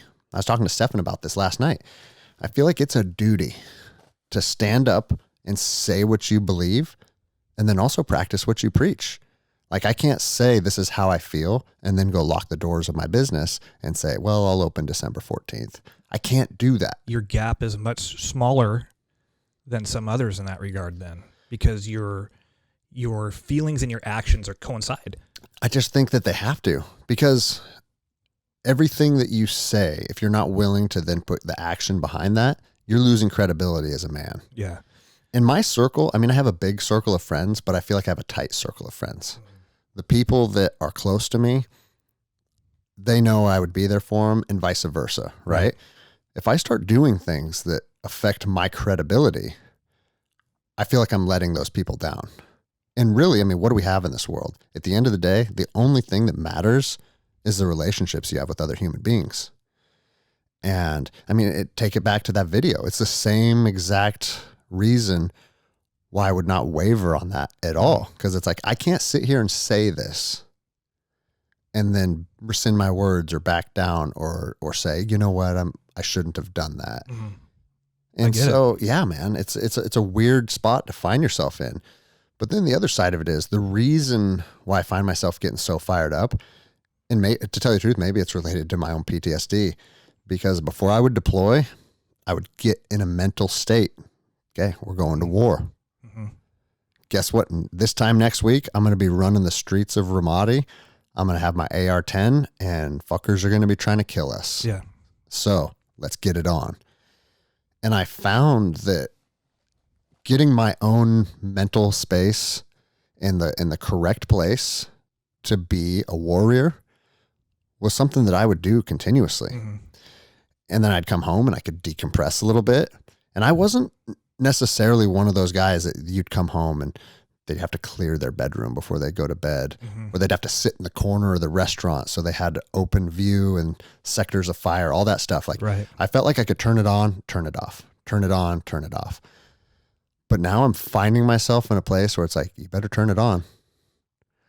You better turn it on, because I've come to the conclusion that if they try and take my business away from me, that has to be something I can't allow. And that's a weird spot to arrive at inside of America. Like, dude, I'm just a fucking father of 3 that teaches people jujitsu. That's who I am now. Right. And we're at a place where people believe that they're going to try and take that away from you. So it's weird, man. Like, I don't want to be this wacko. But the other side of it is, I saw 90 police officers today online, 90, shut down a barbecue restaurant that was refusing to shut down. And it's like, what is going on? And so I'm not like way out in left field thinking that this is a possibility. We've seen it over and over and over and over. And bro, I mean, that's the next discussion that I want to have with you. Like, a good segue into what we're talking about. Like, the profession is in a real weird place right now. Real weird place, because I feel like the government that is mandating all these things, the only power they have is to say, this is what we want. Past that, they don't have any authority to enforce. It goes down to officers or the people that work at L&I, like all of these people that are just going to work 9 to 5. That's how they feed their family. And now this stuff's being pushed onto them.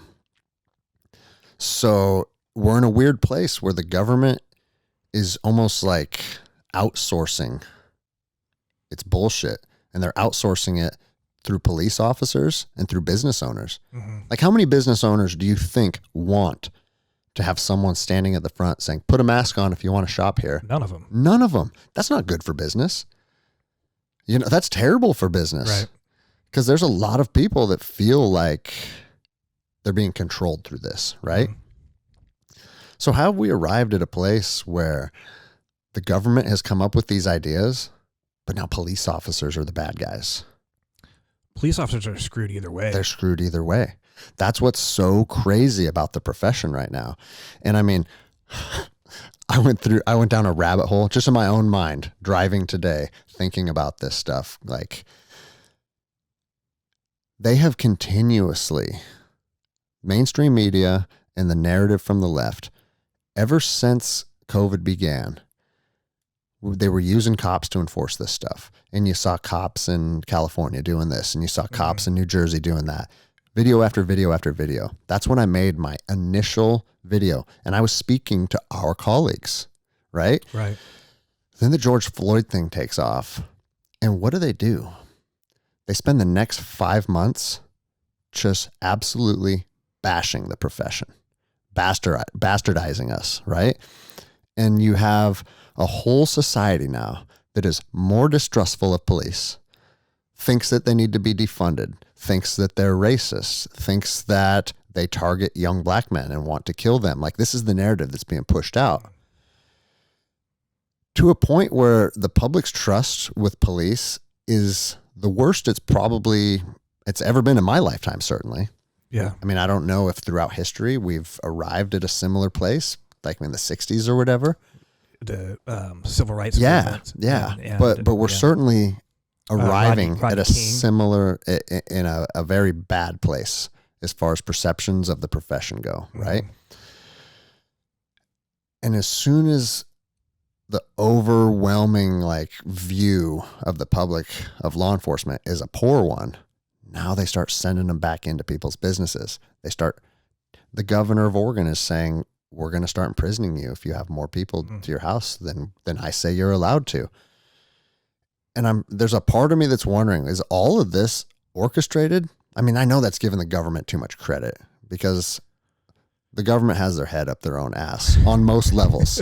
And I know we laugh about that, but anyone that's worked for the government knows there's a lot of inept people and a lot of shit's not thought through. There's a lot of shit left spur to be of the desired. moment. Yeah. Absolutely. But it's like, boom, COVID, then boom, George Floyd. And the thing is, it's George Floyd, though. Yeah, they probably could have been arrested earlier, right? Is that what the outrage was? Because at the end of the day, those guys are all in custody. I think that's, at the end of the day, yes. But I think a lot of that, just me, is being pissed off at a system.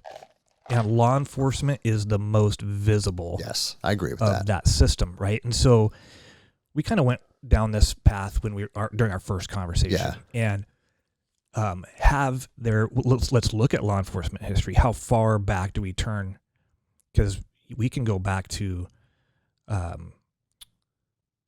black codes, and African Americans can't be in an area after sundown, right? Sundown towns, and these being enforced. Or you can't use this water fountain. Yeah, or Jim Crow laws. Yeah. All this stuff, right? And so then you look at the civil rights movement and all the things that were taking place there.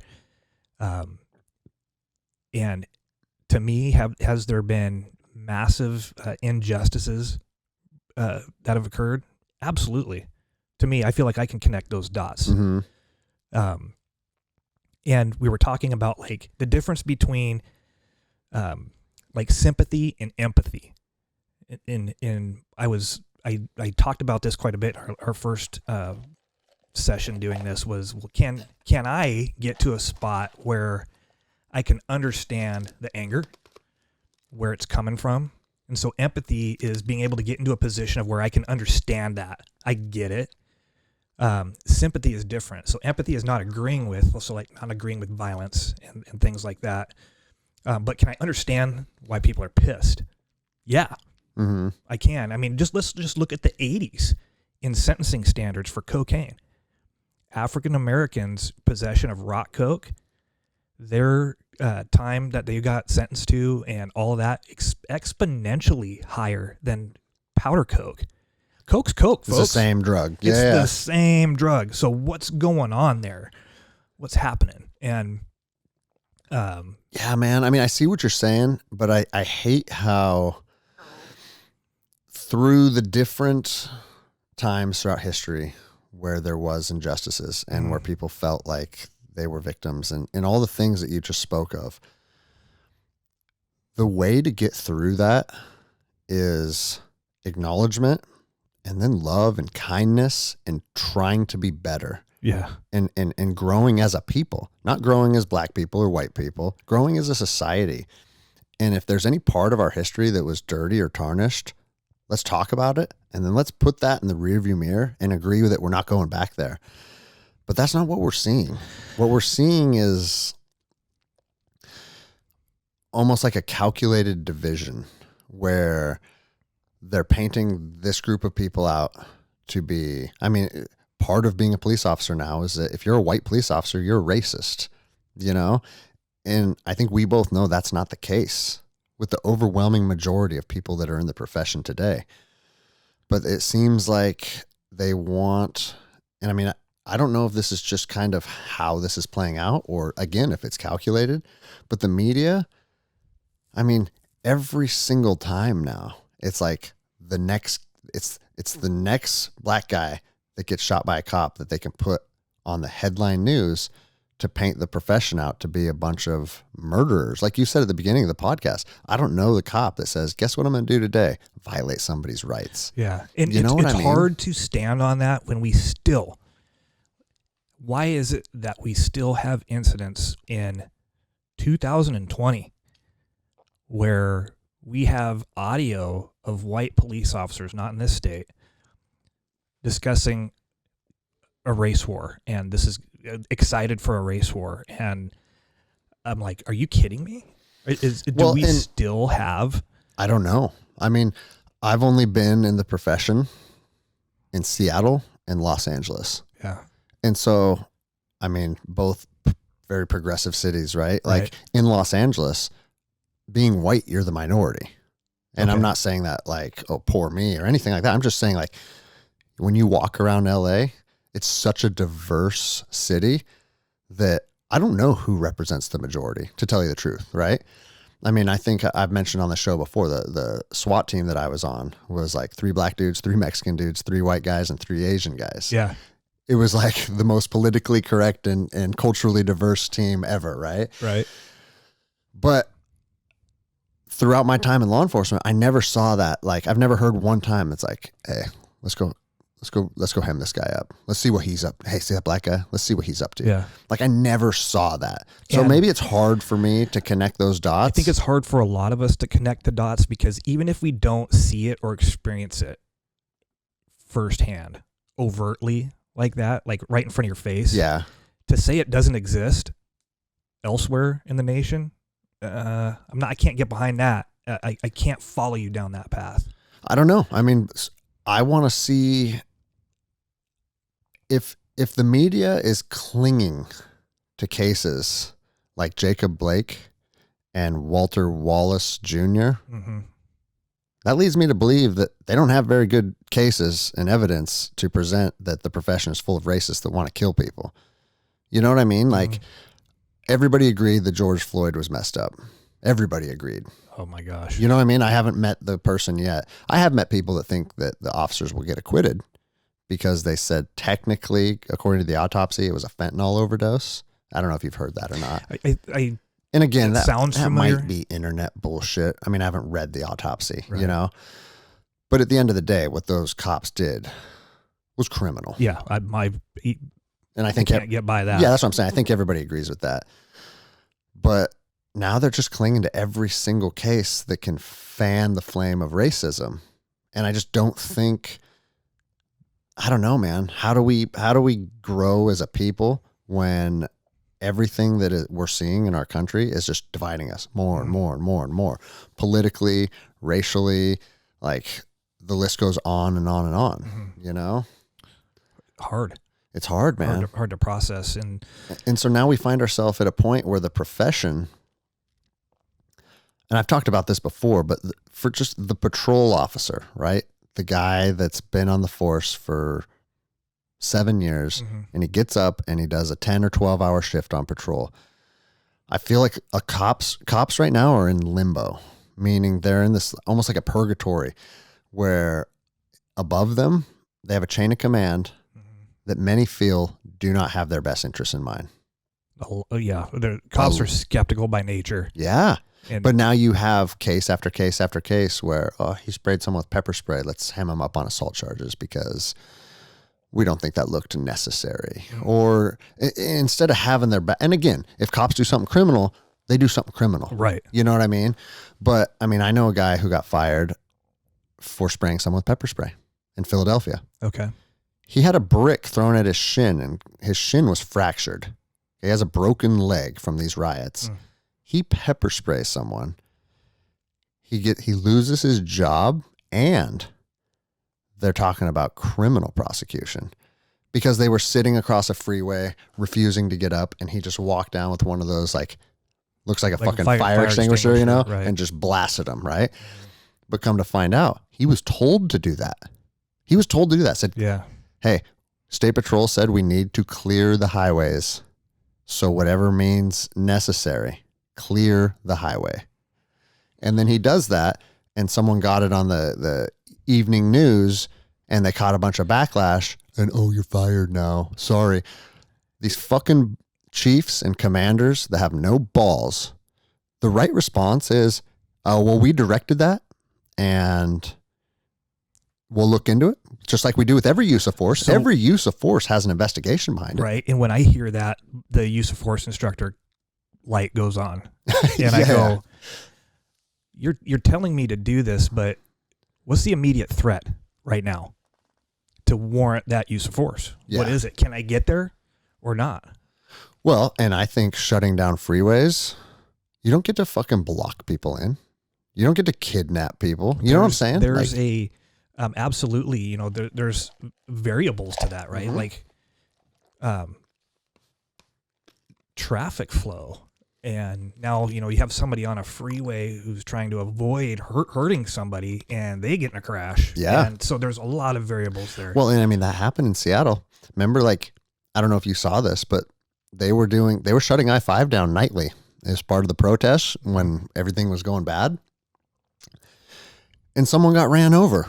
Mm-hmm. Shocking. You're blocking a freeway that cars are going 60 miles an hour on, and someone got ran over. And then State Patrol said, you know what? We're done with this shit.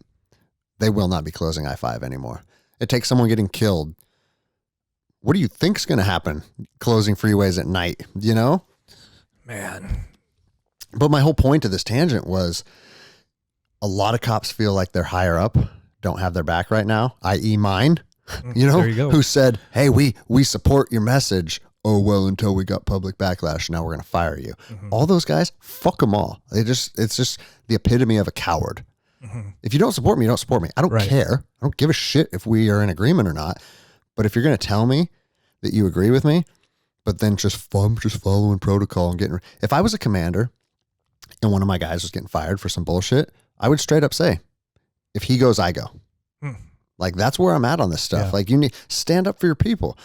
But so you have a chain of command that you don't feel you can trust, and then you don't have the public's trust either. You're in the middle. You're in the middle. You're the bad guy from the people below you, and then you don't have trust in the people above you. Mm-hmm. That's a hard spot to find yourself in, day out, day in, day out. Yeah. And, you know, like I talked with Myers, who was here last week. Do you know any patrol officer who's been in the business more than a decade who's not disgruntled? Oh my gosh. So, no. That's what I'm saying, man. And so how do we fix that? When it speaks to culture to me. Mm-hmm. Law enforcement culture can be super toxic, right? And yeah, I agree. So early on in my career, just to kind of give you an example, I'm a couple years in, and my boss, I don't know if I ever interacted with my boss. I didn't know him. He didn't know me. And I show up at roll call. Leadership failure right there. Okay. So yes, you know, leadership by wandering around or by walking around is a big Lincoln thing, right? And so I'm a huge proponent of that. You should be in and out there amongst you. You should be seeing what's going on out there. Yeah, and you should know your people. But I would show up at roll call, and if the audience doesn't know what a roll call is, it's when your crew gets together pre-shift, and you're talking about any number of things, right? Mm-hmm. You're talking about, hey, yesterday this tactical situation happened, and there were some errors. Let's talk about it. Or it could be a pass down from the prior shift of like, hey, we have PC for this guy. We weren't able to pick him up. Passing it on to you. Yep. Or maybe you're reviewing a policy or something like that. Those, for me, my experience was, and I don't think it's a foreign experience for any cop out there, those were very, very negative situations. Yeah. I'm in there as a 2-year cop, and I'm looking around at my peers and my elders in the profession, and they're just disgruntled, pissed, right? the admin's always out to get us. Yep. They're always out to try to screw us. And the next thing I knew, And command staff's always out to screw us. yeah, I'm a 2-year cop and I'm salty, man. At my administration, I'm like, what the? Yeah, screw them. Fight. They're trying to get us.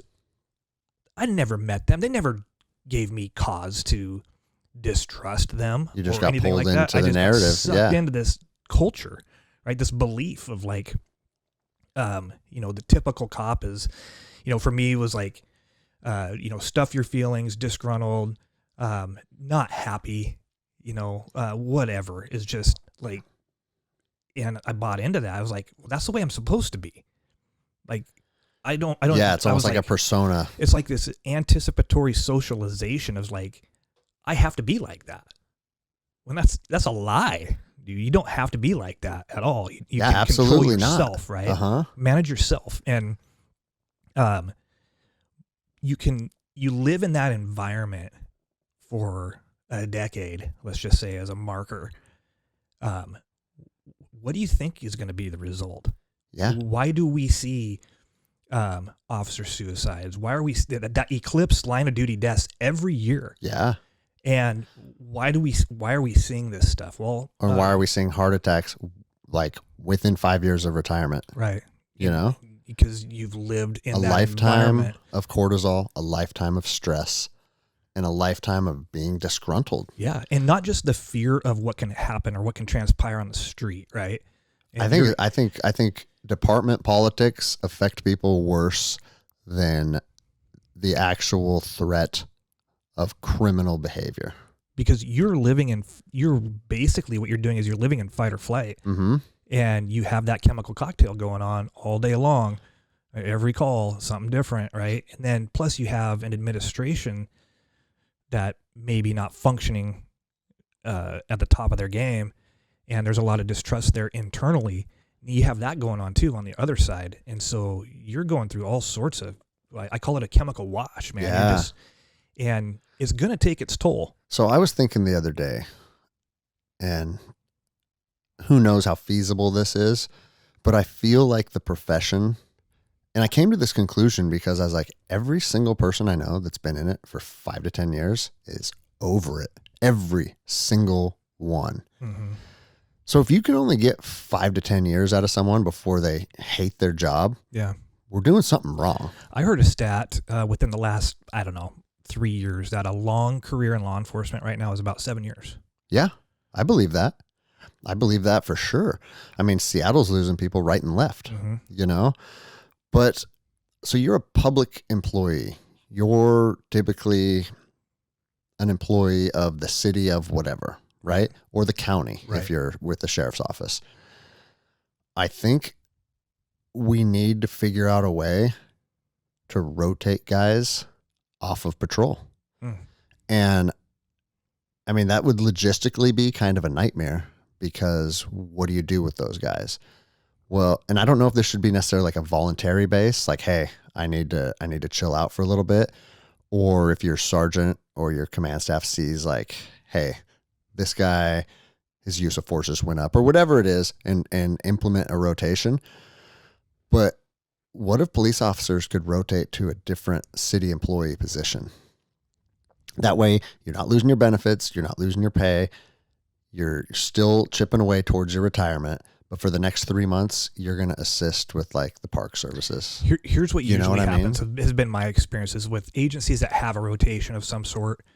They'll rotate into a different assignment, still within the police department. Yeah. Right? And you're still attached. Those are so few and far between. Like, and I remember you did that. You rotated to training officer. I did. After homicide. So with my agency, for example, and several agencies are like this, is you can be a lifer in homicide. Uh-huh. Because there is some merit to that, right? So like you start figuring out like how to work cases and how to, like, it takes a few years and to get trained and to figure out like, okay, I got this, right?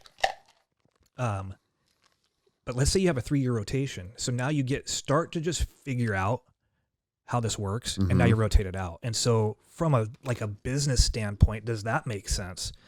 I have a lot of intellectual or a lot of institutional knowledge built into this team, and now I want to subtract from it and start all over. Yeah, because you just have to train the next guy. You start all over. So I see the side of that too, where it's like rotations from like specialty units and things like that, or like SWAT, or any but at the end of the day, it's all still police work.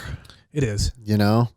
Outside of like maybe a liaison somewhere or a training position, where I feel like that probably allows a decent amount of decompression. Mm-hmm. But if you go from SWAT to homicide to patrol, you're strapping your gear on and you're seeing fucked up shit. And it's a different kind of pressure, right? So I didn't start training cops in defensive tactics until 2012. I was still in the homicide unit. Mm-hmm. And people had learned of my jiu-jitsu background, and they're like, hey, we think there's some value in this. Can you help us with some basic stuff, basic positions, getting back to your feet and things like that? So I did that for a couple of years before I even went into the training unit. And then I go into the training unit and with the thought of like, maybe this is a nice breath of fresh air. Yeah. Right.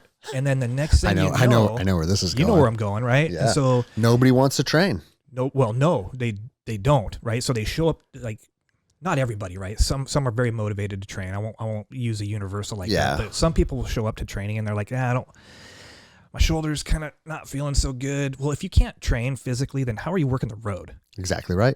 Like, what's that look like? If you can't train jiu-jitsu with me for the next 90 minutes so I can show you some very applicable positions, if you can't do that, what the fuck are you doing on the road? I'll tell you where that's coming from. That's coming from a position of fear, of looking stupid in front of your colleagues. I don't know what to do, right? I got this DT person in front of me trying to show me this technique, and I'm not familiar with that. I don't train, and I feel bad for that officer, right? And so I would always try to be like super engaging and keep things really simple, because jiu-jitsu can get wicked complex. Krav can get, and its simplicity can still get complex. And so trying to strike that balance as the trainer was like, okay, I want to give you something of value here, and I'm trying to validate, like, I think I know where you're coming from. You don't want to look stupid. Yeah. But it's going to be okay. We'll look stupid together, right? Because I certainly don't know everything, right? So I started training people in 2000. I officially moved into our training unit in 2014, about midway through.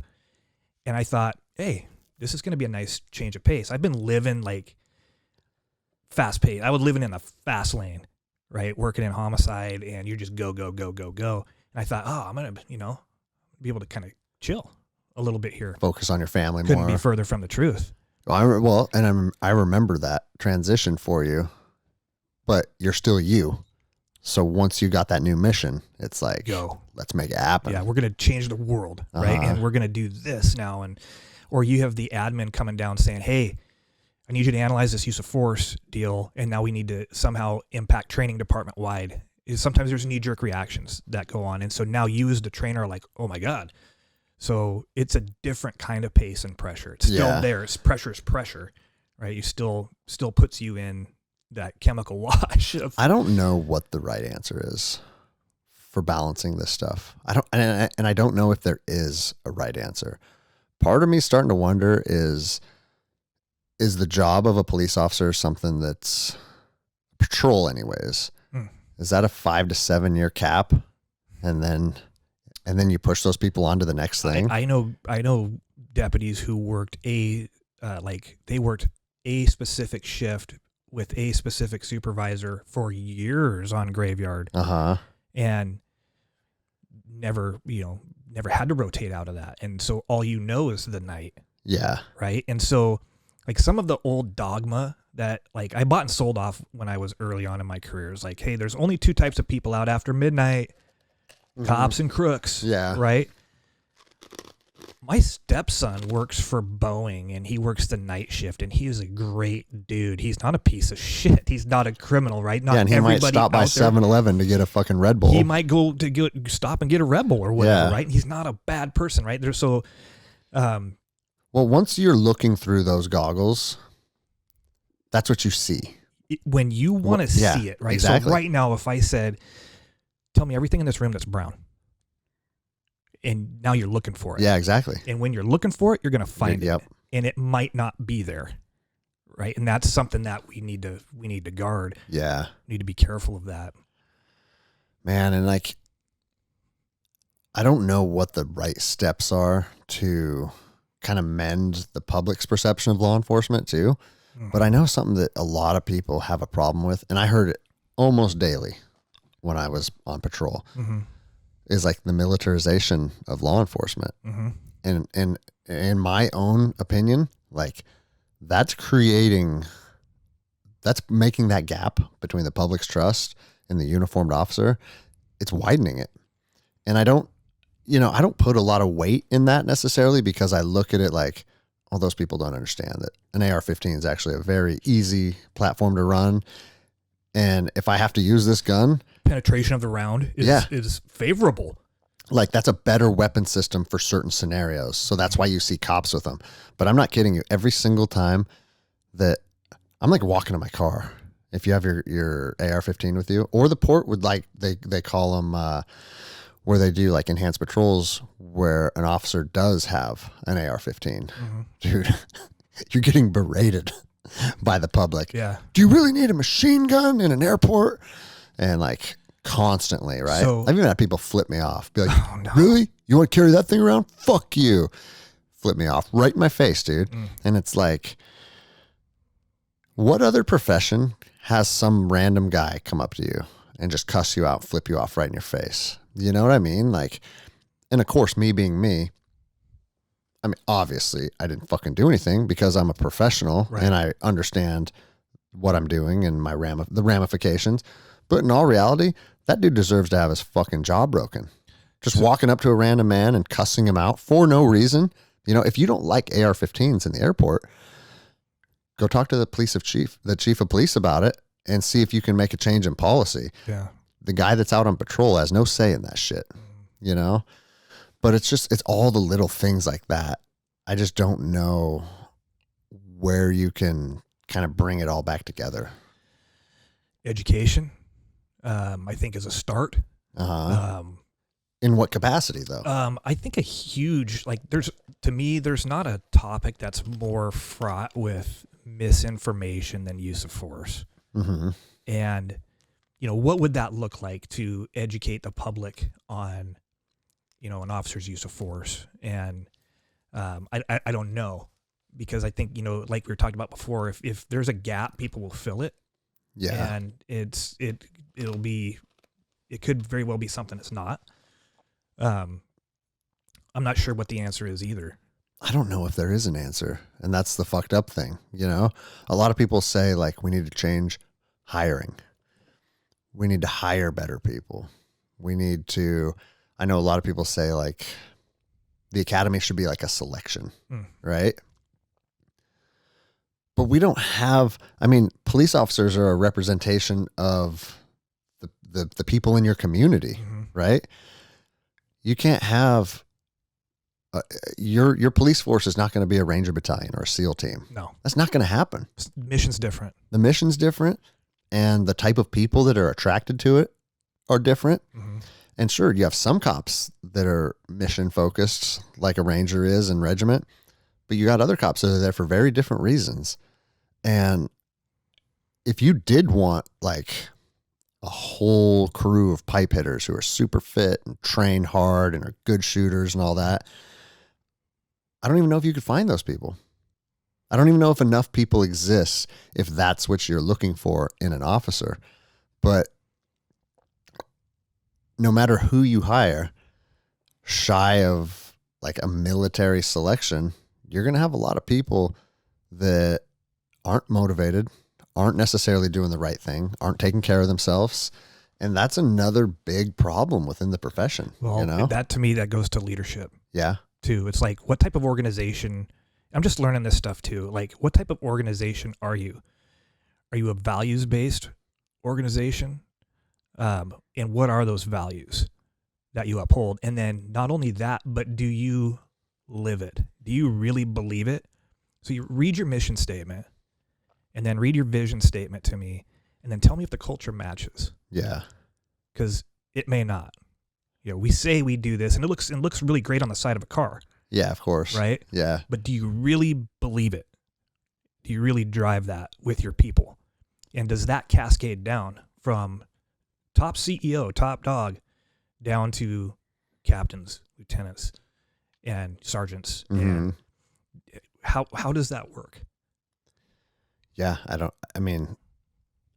is there a department that is kind of the poster child for a finely oiled machine that's functioning properly, where morale is high and people are taking care of themselves and people are doing the right thing? Like, does that department exist? And I'm not saying it doesn't, and maybe it's because we live where we live, but I haven't heard of it, you know? Yeah. And culture of an agency can linger for years of trying to create change in an organization. I've heard this before. It's like trying to turn a freighter in the ocean, and it's by degree. Degree. It's a very slow process, and there can be a lot of crap that still exists. And then the other thing, and you see this in the military too, is sometimes command staff positions are 2-3 years. That's on to the next one. And everybody wants to leave their mark and kind of, like you said, start to turn the ship, but then the next guy starts to turn it this way, and then the next guy starts to turn it this way. There's not a lot of continuity. Is there alignment? Yeah. With the values of the organization? Do you and if you can't align with that, then there has to be some conversations that are had. Yeah. Because I've seen it many times where, let's say the administration has decided to implement a new policy, and now it trickles down and the sergeant has to deliver this to the crew, and the sergeant doesn't buy into the policy. There's no buy-in there. And you can, sometimes it's really overt. It's like, hey, listen guys, we got this new policy. You got to read it, right? You got to check off the box that you acknowledge it. I don't buy it either, but it is what it is. How am I as a patrol officer, how am I supposed to buy into that? Yeah. I'm getting the flavor from my supervisor that they think it's BS, and why should I have to follow it? Yeah. No, I mean, and Jocko talks about that a lot, is like, if you're going to disseminate something as a leader, if you don't agree with it, then you need to dig and figure out the details and the nuances and really understand like the commander's intent behind why he's putting this out. Because if you don't agree with it, there's a good chance that people below you don't agree with it. And so you're going to have to figure out what part of this that you can personally invest in and believe in. And then that's how you sell that to the people, is like, listen, I understand that there's aspects of this that maybe don't make sense on the surface or that you don't necessarily agree with. And I was there too, but I want you to look at it like this. Yeah. And show the people that you're invested in it. And that's going to help them figure out a path to be invested in. That's a great leader. Yeah.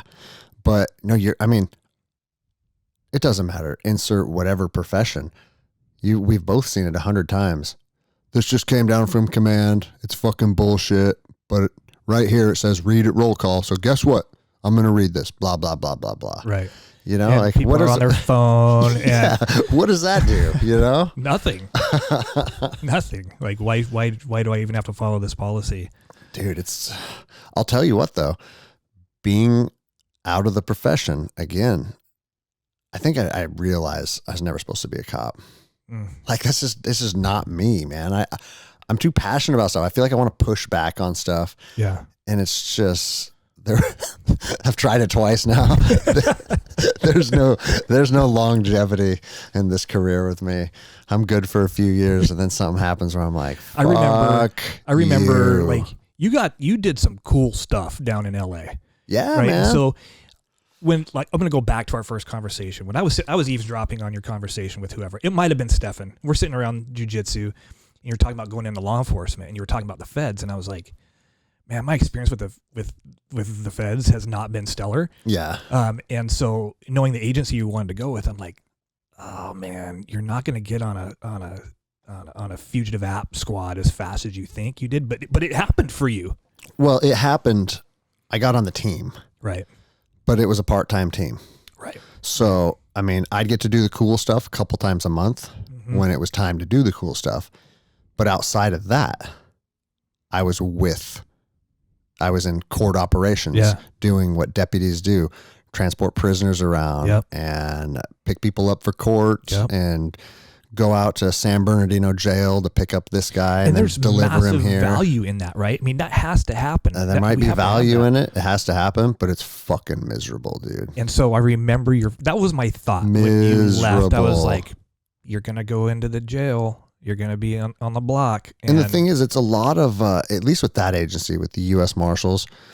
And I mean, when I talk to guys I went through the academy with, there's people that love the agency, right? Because there's 94 different districts, and every district does things their own way.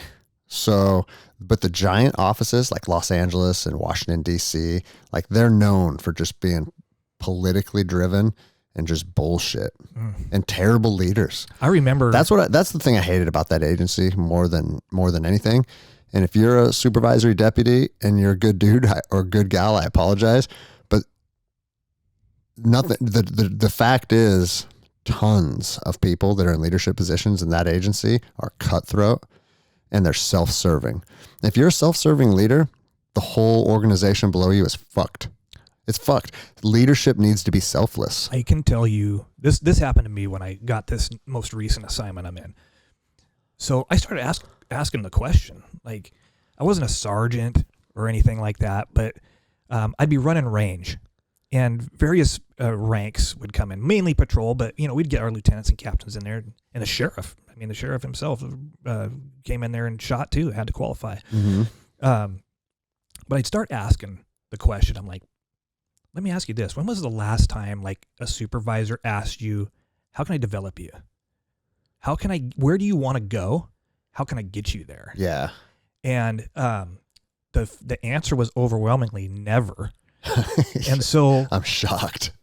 And I'd read books and gone to leadership training and stuff like that. And I'm like, where does this organization exist?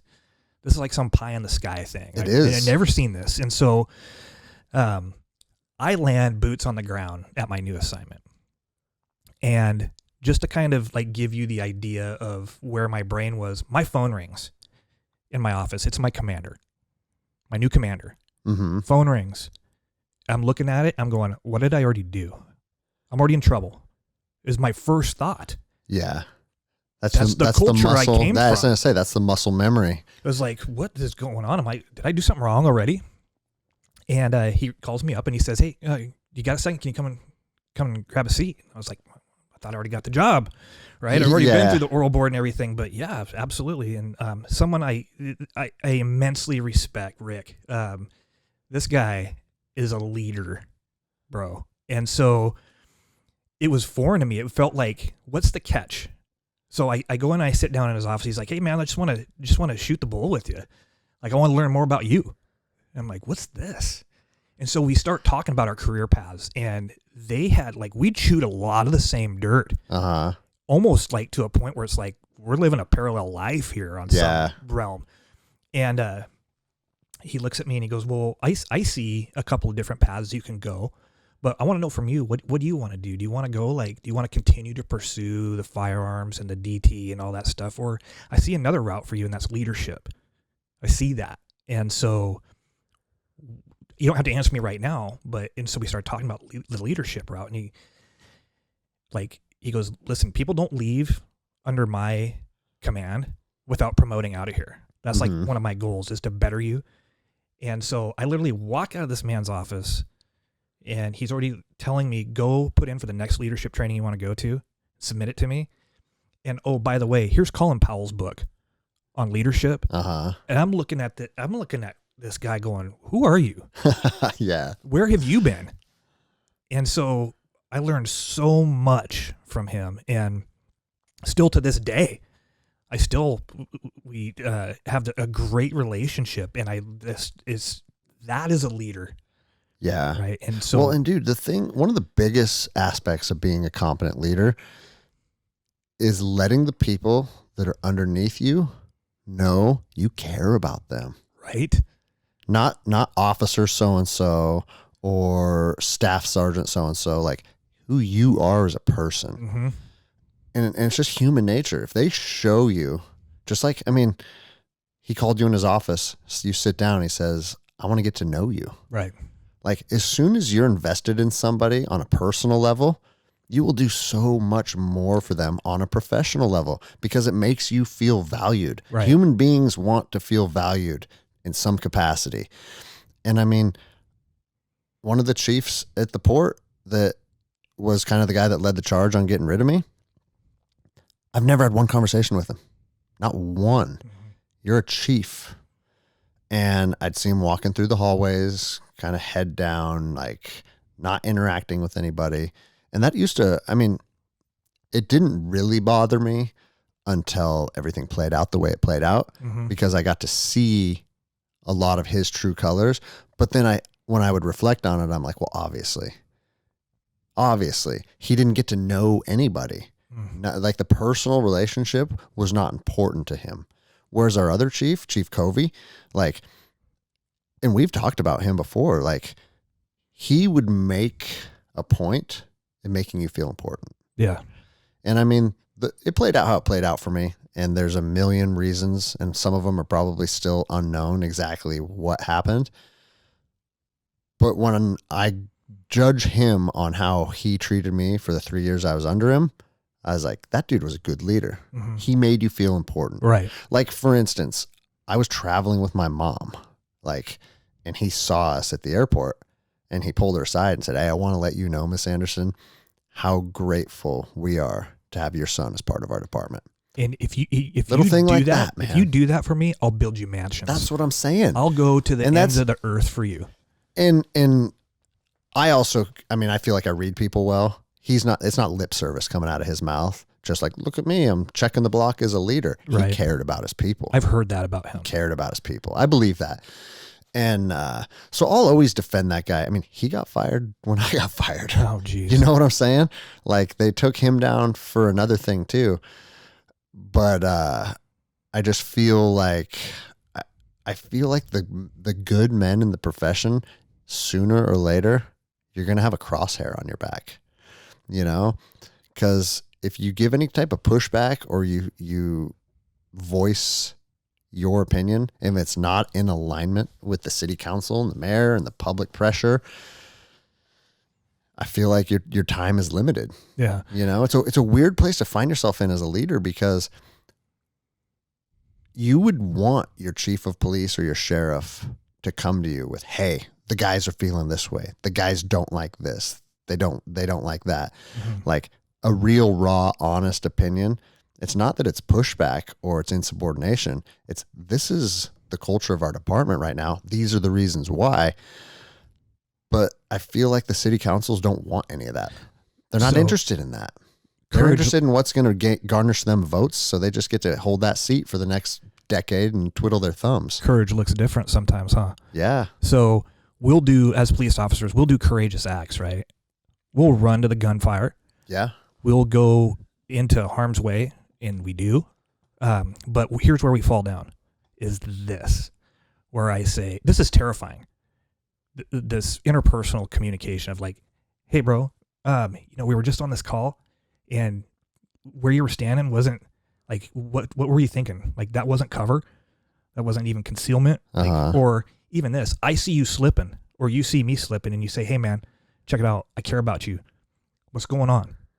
What's happening with you? I'm not in any trouble here, but I care about you, right? That's where we suck. Well, and you probably very similar to me. I had a handful of guys in the department that we could have that relationship, just because we trusted each other. And if I came to you and said, hey, what's up with this? Instead of instantly being defensive, they were the guys that could self-reflect a little bit and be like, hey, my bad, or this is going on at home, or we could have those conversations. Sure. But that was a very select few of guys that I kind of developed closeness with. Mm-hmm. Overall, the overwhelming majority of people, if you don't have that relationship with them and you try and say like, hey, when we were on that last call, like, for instance, I did this when I was in LA. We did a motorcade, and the guy I don't remember what position in the motorcade he was in, but he was driving poorly. Like, there's certain ways that you drive lead, limo, and follow when you're doing a security detail, right? And I don't even remember what he fucked up, but he was not following our SOPs when we're doing security motorcades. And I pulled him aside, and it was like he wanted to fight me all of a sudden. And it was like, what the fuck is this, dude? Like, I'm not even being aggressive with you. Yeah. I'm just trying to understand or point out what you were doing was improper, and this is why. Like, take it as a training opportunity. Mm-hmm. But dude, furious with me. Ego. All huff. Ego. Yeah, dude. And so that's so prevalent in the profession. Like, there's a lot of people that don't want to hear what you have to say, even if what you have to say brings them value. Right. You know what I mean? Like, how ironic is that? How dare you challenge me on... Yeah. Bro, one of my favorite quotes, I've said it on the show before, but true wisdom is acknowledging you know nothing. Yep. I love that, man. Yeah. Because that gives you a free pass. It gives you a free pass to fuck up and admit that you fucked up, and then also put you in a growth mindset. Whereas, like, regardless of what happens or how this plays out, I'm going to be better for it. Yeah. And Jocko was huge, right? He wrote Extreme Ownership, right? The man authored the book on this topic, but getting to a position of being able to actually own that mistake, right? That can be pretty tough. You of course it is. You got to get over yourself. Yeah. I just got called to the carpet by this guy on this, and my first response is emotion. Always right? is. It has to be, because that's the way the brain works. Yeah. Right? It goes through that area of the brain before it can even go to the frontal lobe where we have rational, conscious thought. So it's going to take a minute. Well, and it's funny you say that, because, like, you know, the phrase, like, hey, sleep on it, or I'm going to sleep on it. Yeah. Meaning I'm going to fucking go to bed for now, but then I'm going to ponder it tomorrow when I've gotten some rest and I have a clearer mind. Mm-hmm. And me and Jenny, we used to like refuse to go to bed mad at each other. Mm-hmm. Like, I don't care if we have to stay up till 2 a.m. yelling at each other. We're having it out. And then we're going to fucking get to the bottom of this. So we wake up tomorrow on a new mission and we're good to go. But as I get older, I've realized, like, where that phrase came from. Let's sleep on it. Mm-hmm. Because sometimes, just like you said, that's how we're wired. The chemicals start to fucking build up. You start to feel like, dude, I literally start to heat up. I feel myself start to sweat. Yeah. You know, good luck like being a logical problem solver when you're in that state. Yeah. I talk a lot about pace control and distance management in tactics, right? But put it in in that realm of, like, getting space from something. Space, distance gives you perspective. So the further out I am from something, a tactical situation, for example, and I'm behind hardcover and I'm watching an event or some behavior unfold, and I'm picking up that data because I have space, I have distance and time to get that perspective on it, to plan a better approach and make a bunch of decisions right now. Same thing, I think, when it's talking about the same thing to me, is like, hey, get some space, get some distance from that for a second, and try to get some perspective. And there's also science, and I don't want to butcher the science, but sleep cycles. Oh yeah. Sleep cycles, 72 hours for memory recall. Mm-hmm. Yeah. I remember you told me that before. Like, that was something that you used to think about, especially when you're interviewing witnesses. Absolutely. Because what is it? Consolidation of memory? I don't even know. I wouldn't know the right term for it, but for you to truly mine the memory of somebody, there is something to be said about getting sleep cycles. Yeah. In between that, to really get a lot more of the information, a lot more detail out of an event from somebody. Which is crazy, because you would think the sooner you get to them, the better, right? Yeah. So but you're right. It goes back to what we were just saying. If someone just saw something traumatic, they got all those fight or flight hormones pumping through their veins. And your subconscious never sleeps. Mm-hmm. It's always working. It is constantly picking up millions and millions and millions of bits of data. Your conscious brain is not, right? So take the store clerk that gets robbed at gunpoint and suspect flees. And you're the patrol officer. You get there and you're like, tell me what happened. And they're like, the gun barrel was this effing big. Yeah. They're like, okay, understood. So what type of gun was it? It was a handgun. It was like a cannon. Awesome. Tell me about clothing. I don't know. I couldn't tell you that. That wasn't my survival mechanism at that point. I was paying attention to dude's shoes, right? This guy's going to blow my face off. So, even though but after shoes the fact, are usually everything. Shoes are huge, man. Huge. People dump a hoodie or throw a coat on or change their hat. Yeah. Shoes are usually the giveaway. Buddy. That's some nerdy cop humor. Tire tread. Yeah, man, it's so strange how there's parallels to all of this stuff. Yeah. You know, Jocko talks about detaching just like you did, you know, but he always talks about detachment and both figuratively and literally. Mm-hmm. Like you can be in a tactical scenario, and if you take 10 steps backwards and open up your sector of view, you're going to have a different perspective. I can see more. Yeah. Right. And then you can also see how people are interacting with each other better, or where the direction that they're flowing. All these things become just a little bit clearer. Mm-hmm. But doing that emotionally, it's the same thing. Right. You know? Back up. Just fucking Get back some up. Perspective. No, man, the whole ego thing, I mean, we've already brought up Jocko a couple times, so why not one more time? But it's a dichotomy, right? That's his favorite word. But I love that word because almost everything is a dichotomy. If you want to take it back to like biblical times, man's internal struggle with man, Mm-hmm. right? Even the Apostle Paul said, I have this thorn in my side, in my flesh, that I constantly war with. I struggle with this every day. And what that was, who knows what the man struggled with. But he talks about how he had this internal fight. And that's been there since man's existence. Is, you know, you got the devil on the shoulder and the angel on the shoulder. Who you going to listen to? It's who you feed sometimes too. Yeah, right? for sure. I wouldn't even say sometimes. Probably almost all the time. Yeah. It goes back to what you were saying earlier. It's like if you're looking for something, you're going to find that. Right. You know? And so how were cops, like, how were you brought into like policing? Obviously you had a military background, so it's unique, right? Because you've been in combat and threat management, and you had to, that was a whole other world for you. But when you were training, like in a law enforcement context, what was the vibe? Was it worst case scenario? Was it coming from a place of it's always suspicion, always this? It's always people are trying to kill you. Always. That's not true. No, right? Yeah, you're right. Because they, I mean, and training it's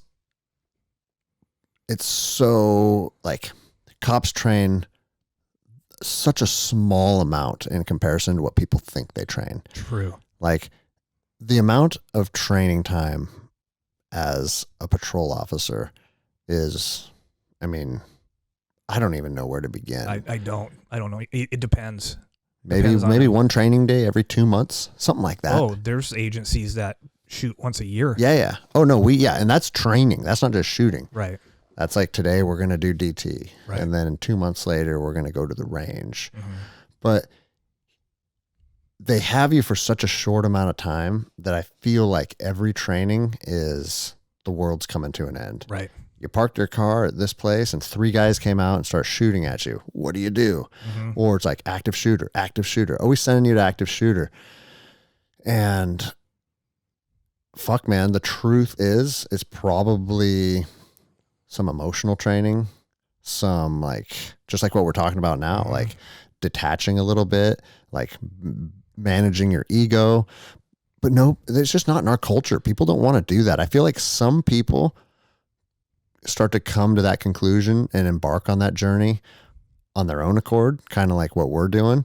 But that's just not the culture, man. The culture would say a lot of the times that's weak. That's weak. That's the soft exactly side right. of law enforcement. 100%. And I just had this conversation with a class that I was talking to them about interpersonal communication. It's emotional intelligence. That's everything. It's everything you do, right? You not every call you're going to go to is your gun out. Yeah, and every person that you talk to, victim or suspect,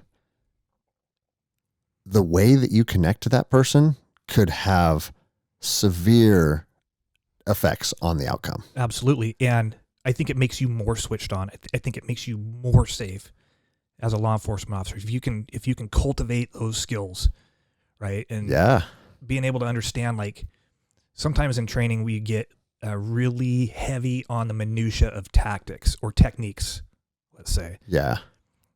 And now the team of folks that I work with, we look at that and go, okay, there's principles here. And just because you zigged and I would have zagged doesn't mean you're wrong. Yeah. Was it safe? Did you violate any of these core principles that we're trying to drive? If not, chances are we're probably going to give you the nod on it. Mm-hmm. It worked, right?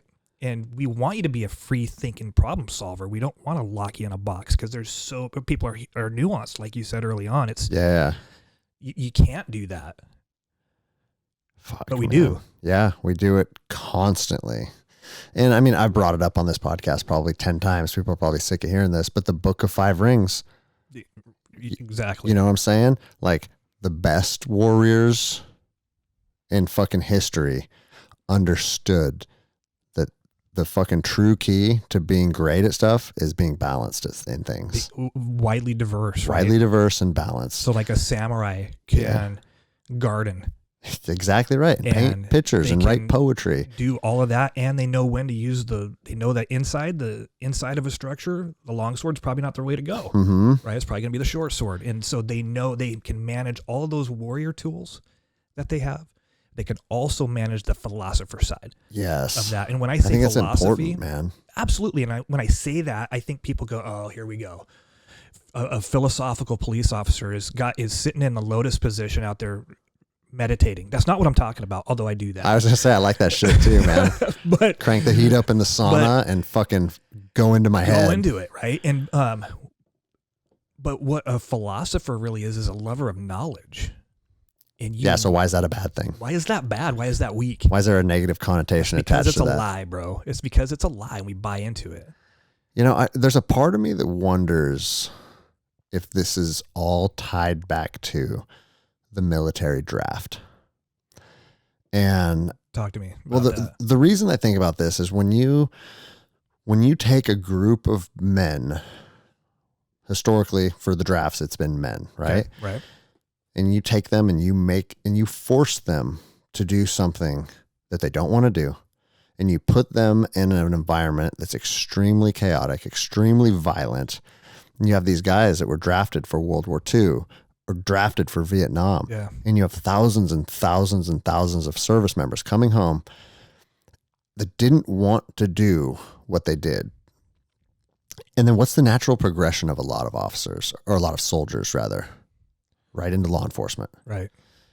I mean, I don't know what the percentage is in most departments of veteran to non-veteran, but it's dramatically higher than other careers, I would say, you know?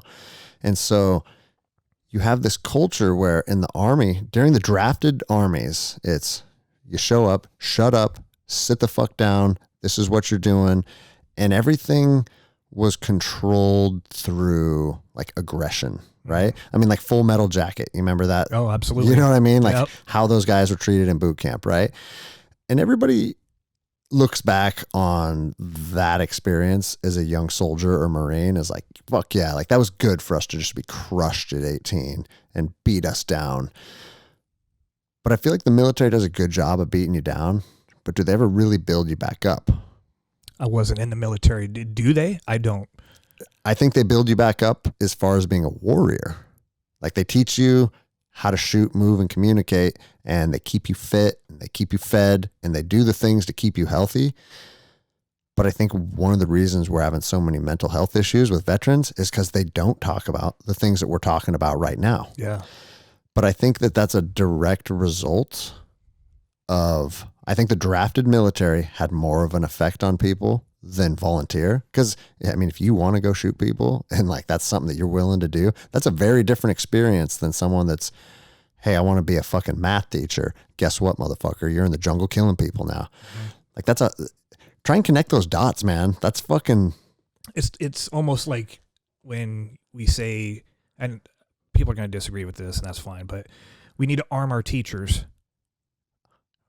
I disagree with that. I disagree with that because you expect a teacher to be a warrior. You expect them to go from 0 to 60 and be proficient with a weapon in a room full of people, in a room full of kids, right? No. And it's just not.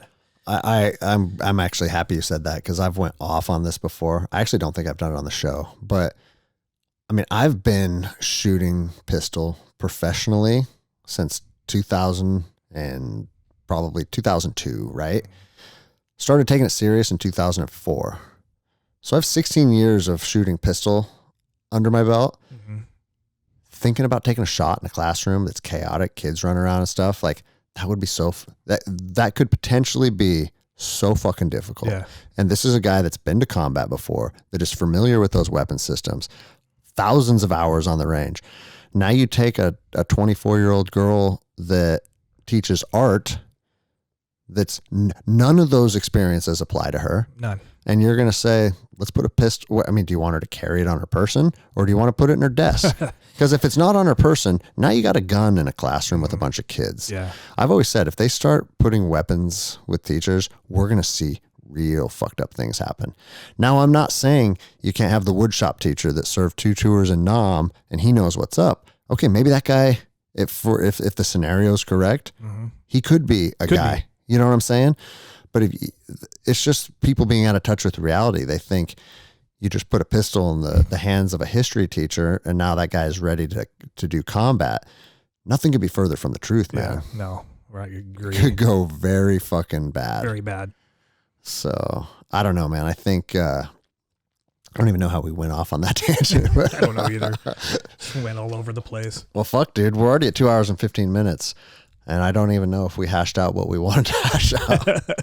But you got to tell some cool stories about your previous life.